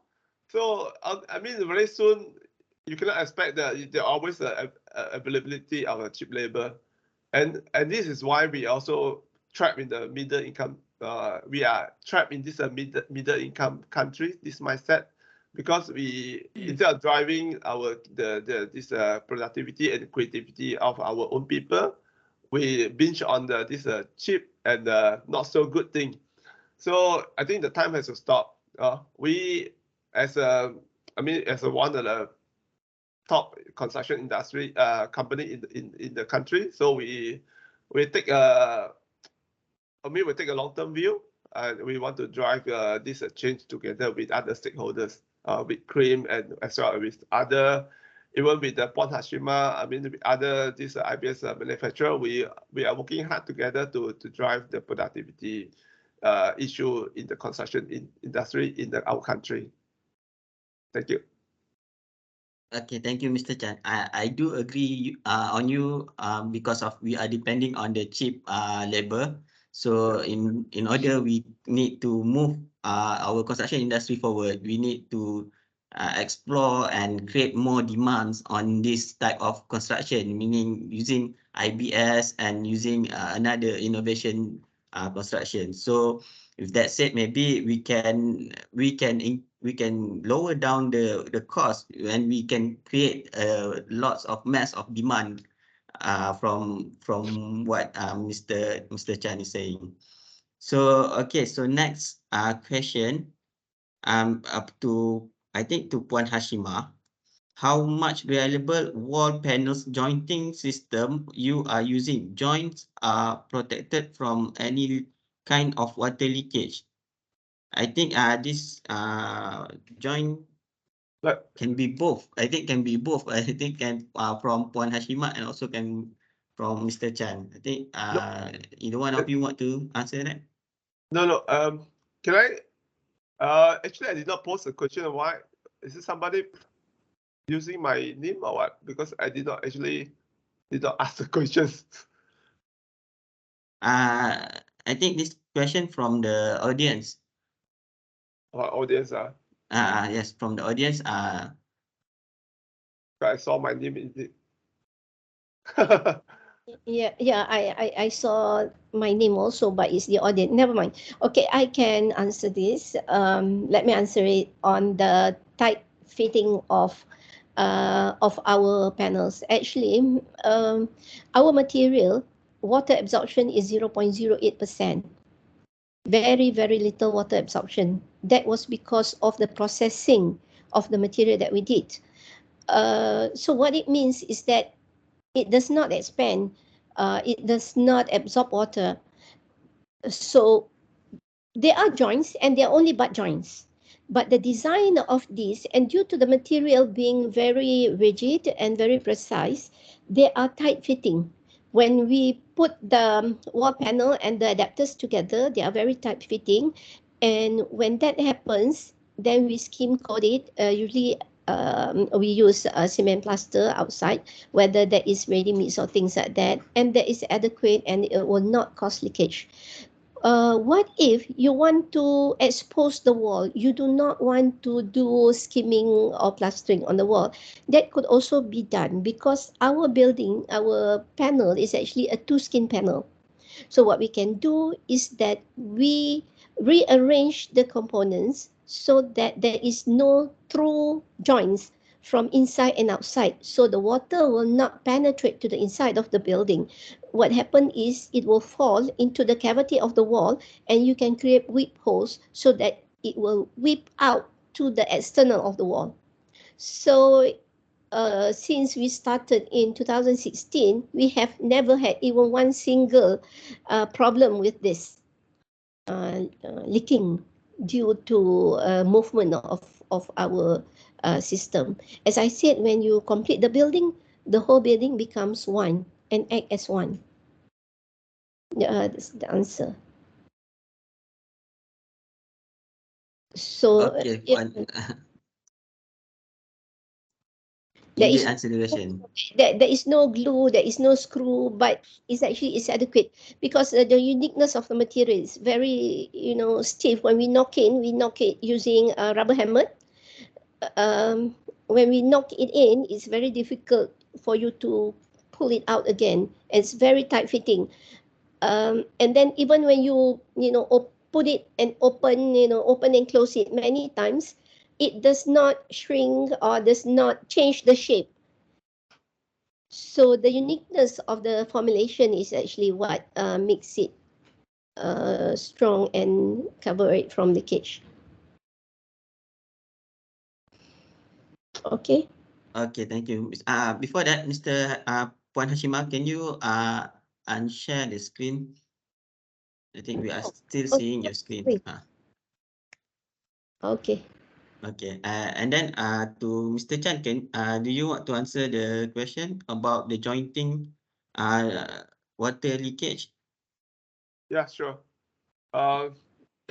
This is also a very common question. I mean, almost everyone that either visited the plant or we talk about the precast, the first thing cross their mind is actually the water tightness. So water tightness, there's no single solution to solve this water tightness, but we have to study the projects, different project by project. For example, the project that I've completed so far, like we have never faced any water leakage issue because we actually pay attention. We talk to the this supplier. Now we come up with some innovative solutions to address this water tightness. For example, in the past, people using sealant to address the water leakage issue, but the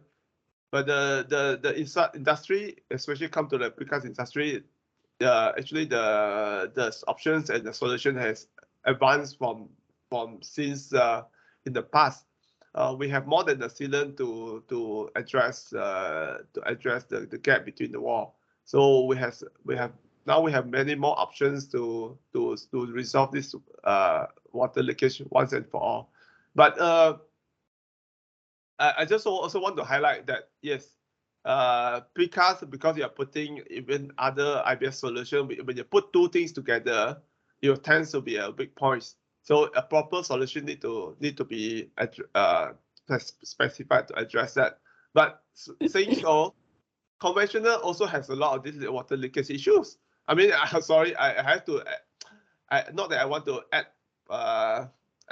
things to this conventional, because of when you're depending on the workmanship, a lot of things actually beyond our control. I don't think every supervisor they can supervise down to every brick. That's not possible. So I mean, moving forward, to resolve every issue that we face at the moment, actually it requires effort from all the stakeholders. And instead of you stand on the other point and questioning that maybe you have this, you might have this problem, you might have that problem. We actually will come in as together to drive the productivity of the industry.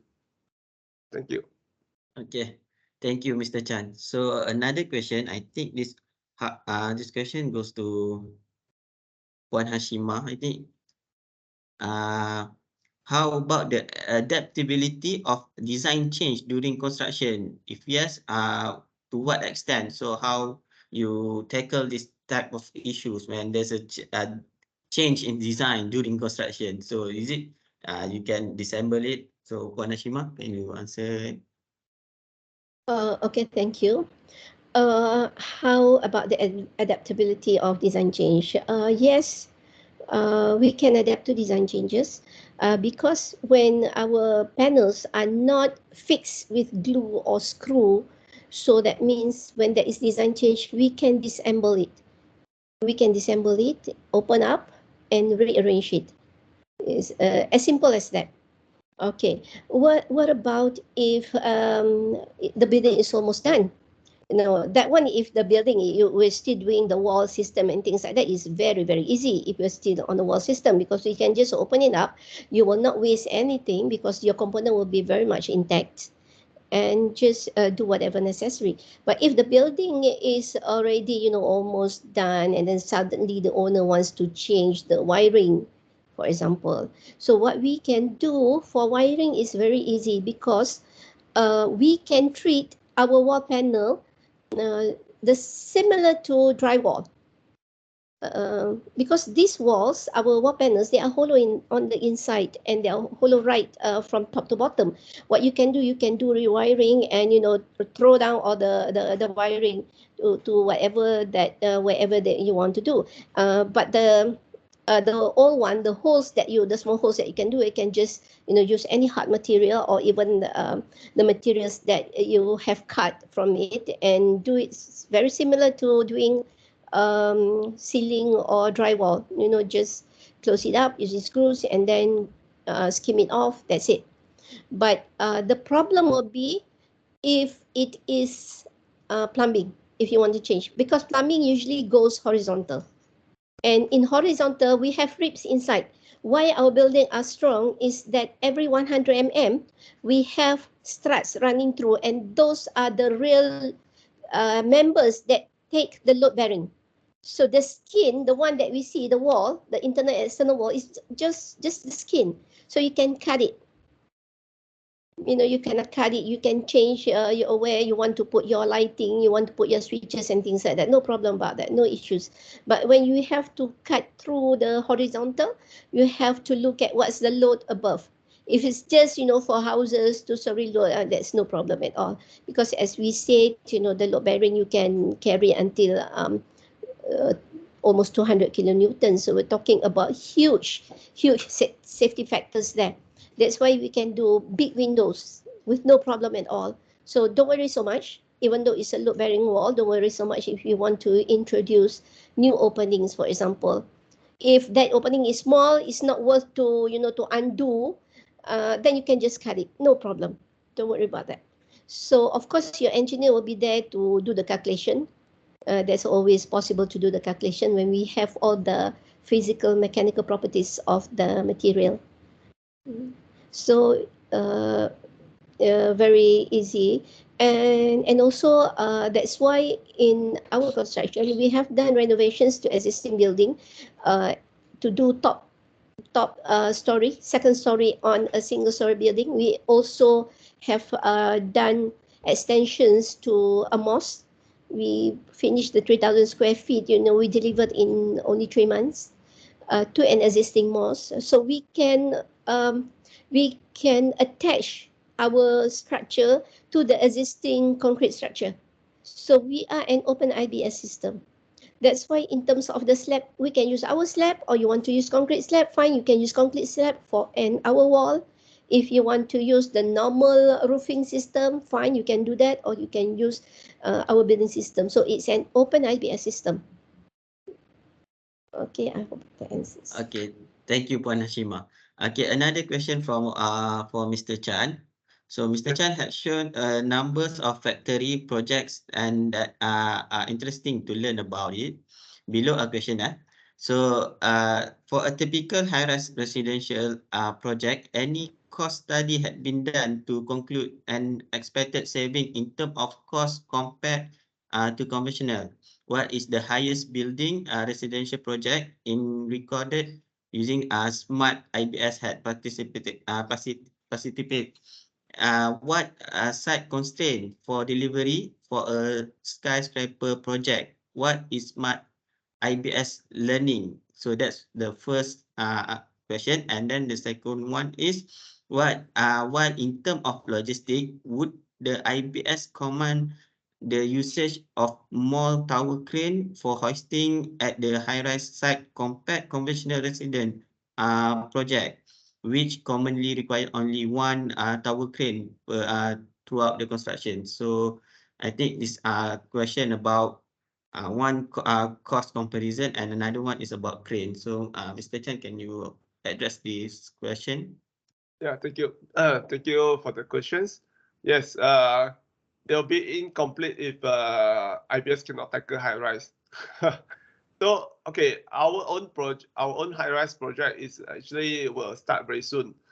We just finished this piling. So we definitely will move by this year. We have a few jobs actually. It will be planned out for this year. So one job in Kuala Lumpur, so we'll start in somewhere towards the second quarter of this year, and then the rest will start afterwards. So talking about the cost comparison, yes, definitely. Even among our this interco, I mean our own project, definitely cost is a most critical issue. We have to address this elephant in the room. In terms of cost, IBS, we have to look at from this total project we look at this addresses cost issues from across spectrums, because the wall panels that we produce actually you can save a lot of this plastering and skim coat work on site. As well, also we also helping this M&E contractor to do some works within the panels. So the saving, we have to address it from across the spectrums, not just as a structural solution itself. Then in terms of the time that we done this study, we can actually save I think minimum at least 4 to 5 months. At least 6 months of the construction time. So the cost, there's a saving. When you say a saving in time, so definitely there's a saving in the prelim. So this cost also had to be addressed, as well as the provisions for the temporary CLQ, provisions for this rubbish disposal. When people talk about the cost, they only want to compare like let's for example, Port Hashima, probably people look at the, okay, I want this one block versus the one bricks.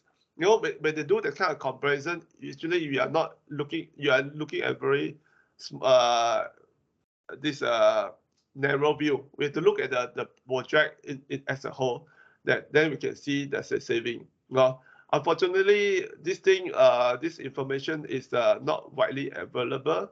So a lot of this IBS system, it tends to be like in-house, because of course they master this. Probably they want to use this to fight the market or what. But for us, no, we will welcome any stakeholder they want to explore this with us. We by all means we will share our experience with you. And talking about the logistic, yes, logistic. For IBS, it will be more machinery heavy. We will need to look at the layout. Then we have to plan in such a way that to maximize the usage for this crane for the hoisting of the panel. I mean, there's no magic about this. Unlike conventional, because you are depending on the labor, so you can use the labor to carry the system form or whatever from this one floor to the next floor. So your tower crane is mainly on the hoisting of this construction material. So you need one tower crane is enough. Or come to IBS, we have to look at the layout. Then if need to catch up with the speed, probably you need to give an additional provision for that. But just bear in mind, we are comparing the shorter construction time frame. So at the end of the day, the cost will work out. In Malaysia is nothing new. If this IBS system has been widely used across other countries, in Philippines, in Thailand, in Singapore, in perhaps upcoming also in Indonesia. We are not something magically that we can. There's why other countries go for this IBS solution, because of the higher productivity and also cheaper cost. They can crack this formula. So in this IBS solution like Port Hashima, we can't do it just from a monetary point of view. We have to. This one is a cost spectrum. There's cost stakeholders. We want to deliver this solution to benefit the Malaysian. We have to come in as a team to crack this together. Yeah, thank you. Okay, thank you. I think this another one question is also for Mr. Chan. Yeah. Based on your experience, what are the main complaints during the DLP for your IBS based project? So what is the main complaints? So far I don't have any complaints. Okay. Yeah. So it's all good. So then we go for another next question. I think this question goes to Puan Hashima. Have you done weathering testing on the task block product to determine its durability after at least 30 years? As you can see, people tend to stay in their homes for an extended time, and our weather is also quite hot and rainy. So additionally, some areas near at the beach have a high salt concentration in the air. So Puan Hashima, can you answer this question? Okay, thank you. Okay, have we done weathering tests? No, we have not done weathering tests. As per the weathering lab test, we are planning to do it with USM. This year we are working with USM together with another company from Spain to work on this. But as far as the actual field test that we have done floating jetty in Semporna together with Agency Nuclear. That was in 2018. So that's quite a while ago. So it's almost 5 years now. And it is not near the sea. It is on the sea. It is a floating jetty, a real floating jetty. And what happened was, I think it was in 2 years or 3 years later down the road, the jetty that was from timber was already, rotten. They couldn't use that. So what the people in Semporna did, because that project was under my social innovation, so the community in Semporna took the jetty and reconfigure the use, repurpose it to become bagang. Bagang is for the fishermen to catch ikan bilis to catch anchovies in the sea. So they did it with bagang. They brought it over to an area with around 30 meter water depth. So that's again these challenges of the cyclic load. That means you are not only putting the salty environment, you're also putting the cyclic load in that. And when the water is 30 meter deep, the load is actually more. And it has withstood. And it is still there now. The floating jetty using that was our Kenaf high tech. That means Kenaf fiber. We use Kenaf fiber for that, despite it being organic. The strength of us is our mix, our resin mix. Our resin mix, it has fully encapsulate the organic material, so it preserves the material, so it does not rot. And our material is also inert to most chemical. It is non-combustible. So there's a lot of character that we have been able to achieve. And as I said before, because we put very high pressure during the processing, our water absorption is only 0.08, so the porosity is very little. When the porosity is very little, the molecules, the salt molecules and things like that, it's very hard for them to attack the inner part of the material. It's only on the surface that they can attack. And we have found out that what happened is that only our color degrades because we did not put any UV protection for that particular decking system. But the strength of it remain intact. There's no problem. So our scientists, according to our material scientists, the material can withstand 100 years of use, proper use, of course. So we are using thermoset, not thermoplastics. So it's not also affected with the heat and cold. Because this original formulation was developed in a country with 4 seasons, so they have this icy cold and also very hot because they are in the middle of the, kita panggil apa ya, iklim kebenuan. You know, when it's hot, it's very hot. It's even hotter than us. When it's cold, you know, it's freezing cold.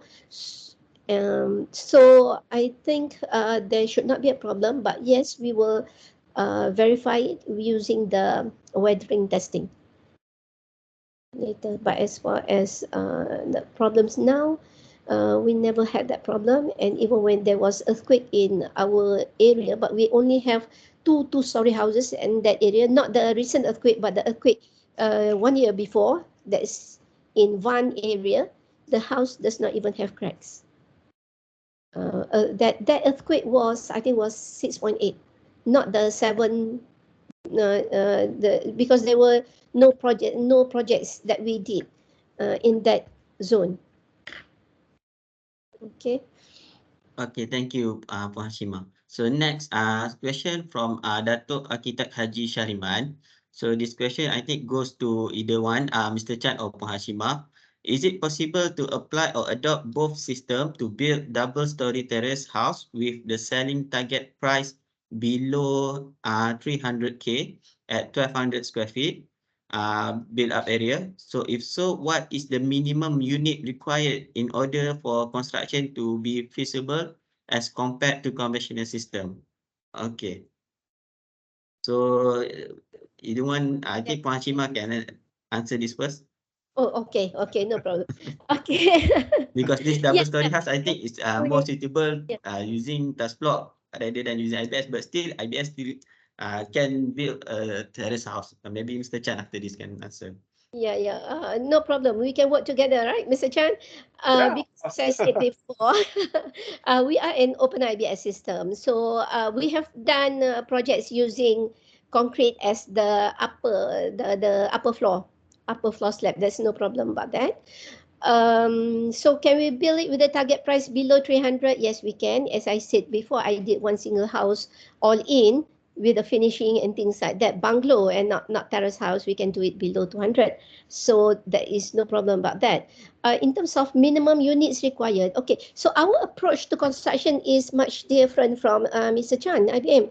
Mr. Chan, I believe so, correct me if I'm wrong, they have to have the design and they will design all the components according to that particular architectural design. But in terms of us, what we can do is that we manufacture. It's like Lego blocks, you buy your Lego blocks, you don't think about what you want to build yet. So what we can do is that even before the design is completed, we can already start manufacturing. Okay. Do we need minimum orders? No, we don't need minimum orders because we manufacture regardless of your design. So what we need to do is to to fit your design with whatever components we have. That's why we have different sizes components so that we can be in terms of the horizontal dimension. We will be closest to your 100 mm, to the modular coordination 100 mm, because our smallest component, our component are designed according to 100 mm increments. In terms of the layering, the vertical layering, it is every 500. One layer is 500 mm. So we just have to fit into that. So if you want a ceiling height of 3 meter, no problem at all. You want ceiling height of 3002, I'm sorry. We have to do some modification. If you have 200, 500 units, okay, I'm willing to modify for you. Otherwise, no. But if you want to do 300 and then maybe another one is an opening of 3,500 mm, so that's fine. I don't need any minimum units requirement. Only when I have to do special design for that particular project, then I have to have minimum unit because I have to do new molds. Otherwise, there's no requirement. I hope you're clear about that. So if you want to do, curve wall, then I would say, okay, if you have my mold is roughly speaking, one mold is around 100K. If the units are worth that 100K investment, then okay. So that's the guideline. Okay. Okay, thank you, Pak Hashimah. Mr. Chan? Thank you, Pak Hashimah. Yeah. What Hashimah said, we also can do it below 300,000 at 1,000 square feet. I think we have number to show that. And then the other thing, yeah, they're also similar to Port Hashimah. Do I need a minimum unit? No, I don't need. Currently, actually, I have a few orders only in one particular house, so that we also can do. No, not a problem. I mean, we can do it competitively. The only thing difference is like unlike Port Hashimah, definitely we need to front loading the works. We need to design according to your bungalow or the single story or double story terrace house. That definitely we have to go through the process. But but what we can do differently is, we do you want to go for this bungalow. A lot of this so-called those people that can afford a bungalow, they want something better, right? They want something a better finish. They want, I mean, in fact, now a lot of people, they love this kind of bare concrete finishes. They want this bare looking thing. So with the system, we can do it. You want it to be more fancy, we also can do it. But of course, whether can we still stick to the 300,000? It depends on the design. But the people want to build bungalow, perhaps I think their budget will be even higher than 300,000. It's what that entice them to personalize their home or what. So with the system that we have, we can actually help them to personalize their home. Yeah, that's what. Do I need a minimum order? No. Thank you. Okay, thank you, Mr. Chan. So next question. How can a smaller contractor participate in the IBS industry, or will IBS manufacturer replace all conventional contractors directly in the future? So this one about comparison between the conventional and IBS. So in your own words. Okay. I also I've been asked about this before. So am I going to replace all the contractor? Actually, we want to stay away from being a contractor. Malaysia is very unique. When we will put out this IBS solution, people are actually expecting this IBS manufacturer to become a contractor. But because because it's a new, and then there's some responsibility involved. They say, since the system coming from you, it's better you be responsible for your design and the work. Yes, it's true. But to me, this is in the transition. Moving forward, me as a manufacturer, we want to stay true to the manufacturing. We want to continue to innovate with the system that we have. Like I show you some of the possibilities we can do. We can do a pattern wall. We can do modular. So we want to stay true. We want to use that actually as a basis of our this objective as a company. We want to be a manufacturing. You know, in I think in Malaysia there are some successful examples that actually they produce a modular home in Malaysia and then they ship it out to other country. There's already some successful example. So I mean, moving forward, I don't say that I want to do that, but definitely there's a way for us to earn this foreign currency. That because we have a very quite, I mean, in terms of raw material, we are actually quite competitive against other country. I mean, those further away in Western country are quite low. So we should tap on this and leverage on the strength that we have to be able to sell our this construction technology and product to other country. So am I going to replace all the contractor? No, it's never my intention. Actually, I welcome. We want to work together. We can work together in a way to earn the foreign currency instead of I replace your job. No, it's never. We're not supposed to do that. Thank you. Thank you, Mr. Chan. Puan Hashimah, do you have anything to add? Yes, I agree 100% with Mr. Chan. You know, when we set up TASBLOC, we want to be a manufacturer. Actually, we have another arm of construction ourselves. That's why, you know, as you saw my background, it was from construction industry that we built this manufacturer. I think what I hope, you know, with our technology, we take out construction from being 3D job, from being dirty, difficult, dangerous, and things like that. What we hope that there will be more local players inside. And we welcome anybody. Just keep in touch with us. You can go to our FB, TASBLOC Malaysia, or even to our website. Get in touch with us. We are planning to build what we say TASBLOC builders, so that the builders will come under us and we can do trainings for that. We want to be manufacturers, same like Mr. Chan. You know, we want to open up to as many people as possible to do the IBS contractor or installation. Right now, we have to have both because nobody understands about our system.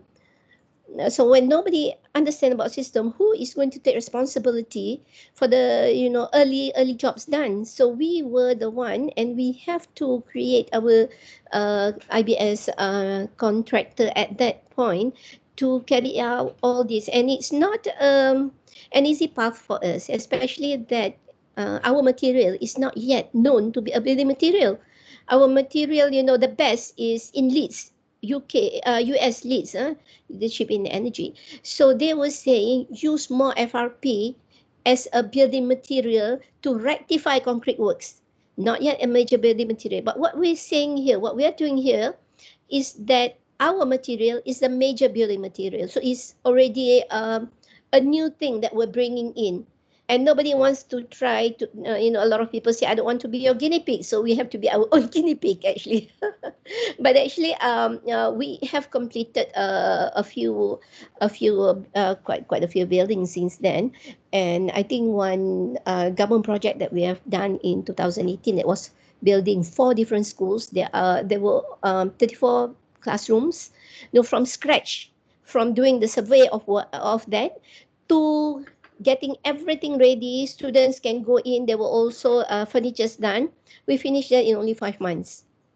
And at only, I can't remember exactly figure, but that was only at that time 5.6 or 5.7 million only. So you're asking me, is it competitive? Of course, isn't it? You can calculate it yourself. 34 classrooms. We have 4 toilet blocks. It's all in, including doing the survey of that. And even the design was done during that 5 months period. So welcome. We want to create that TASBLOC builder. Yeah. I mean, I think Puan Hashimah has spoke out as a point of I think for all IBS manufacturers that we want to stay true to be a manufacturing. Right, correct. But now it's a transition time in Malaysia that we have to come in also offer the service. Otherwise, perhaps the system may not take off. Okay, thank you. So another one question. Hi, Mr. Chan. We see more urban development, especially at KL, have smaller site layout, which may be an operational constraint for them to option for IBS compared conventional, as there is a minimal space for site loading and storage handling of IBS component, wall panel, and etc. So delivered is smart IBS provided just in time delivery coordination with site management team for so far.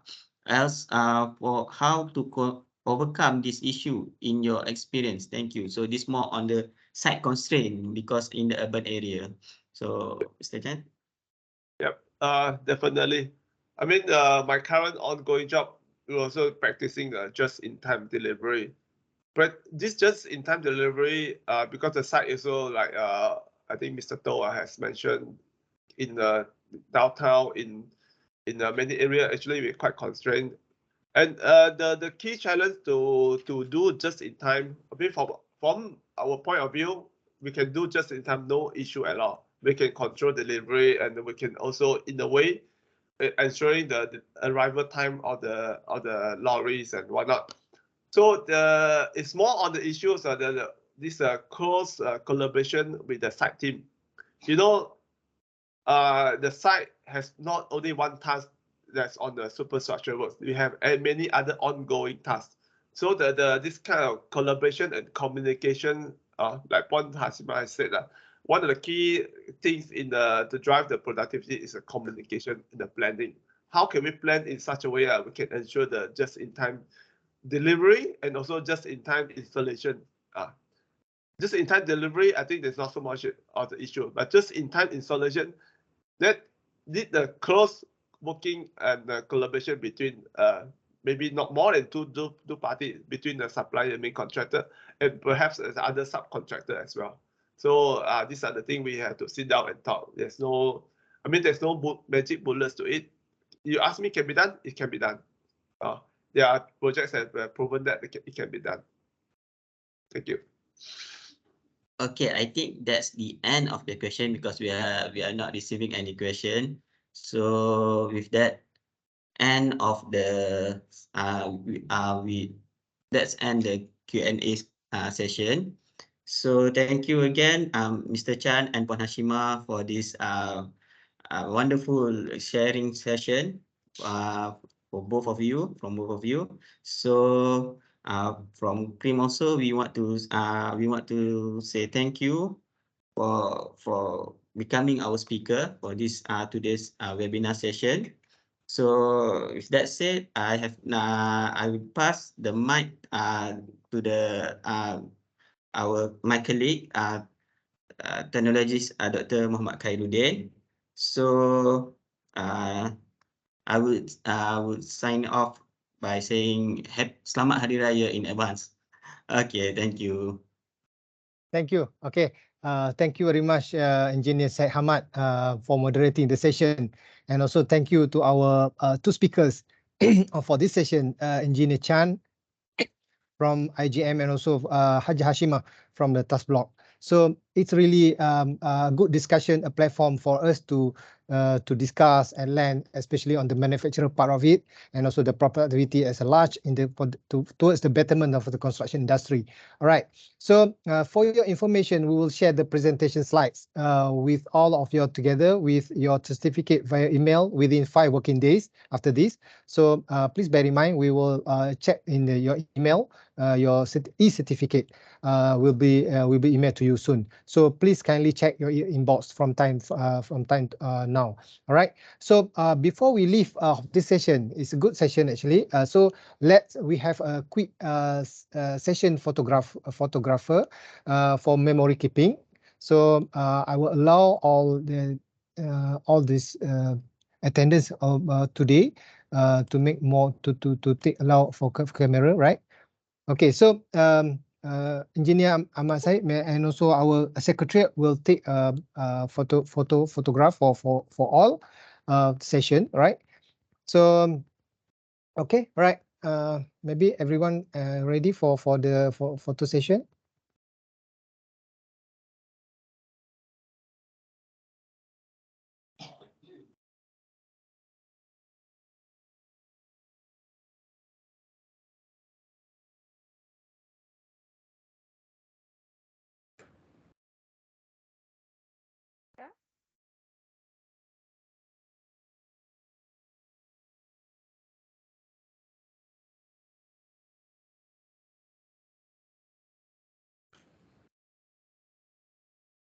Is it okay, Syed Ahmad?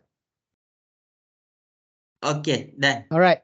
All right. So, okay. If that's the case, so once again, before we end up of the our session today, so on behalf of the organizing committee from the CREAM as a whole, we would like to thanks again for your participation, for your support us towards the successful of this webinar session for every month.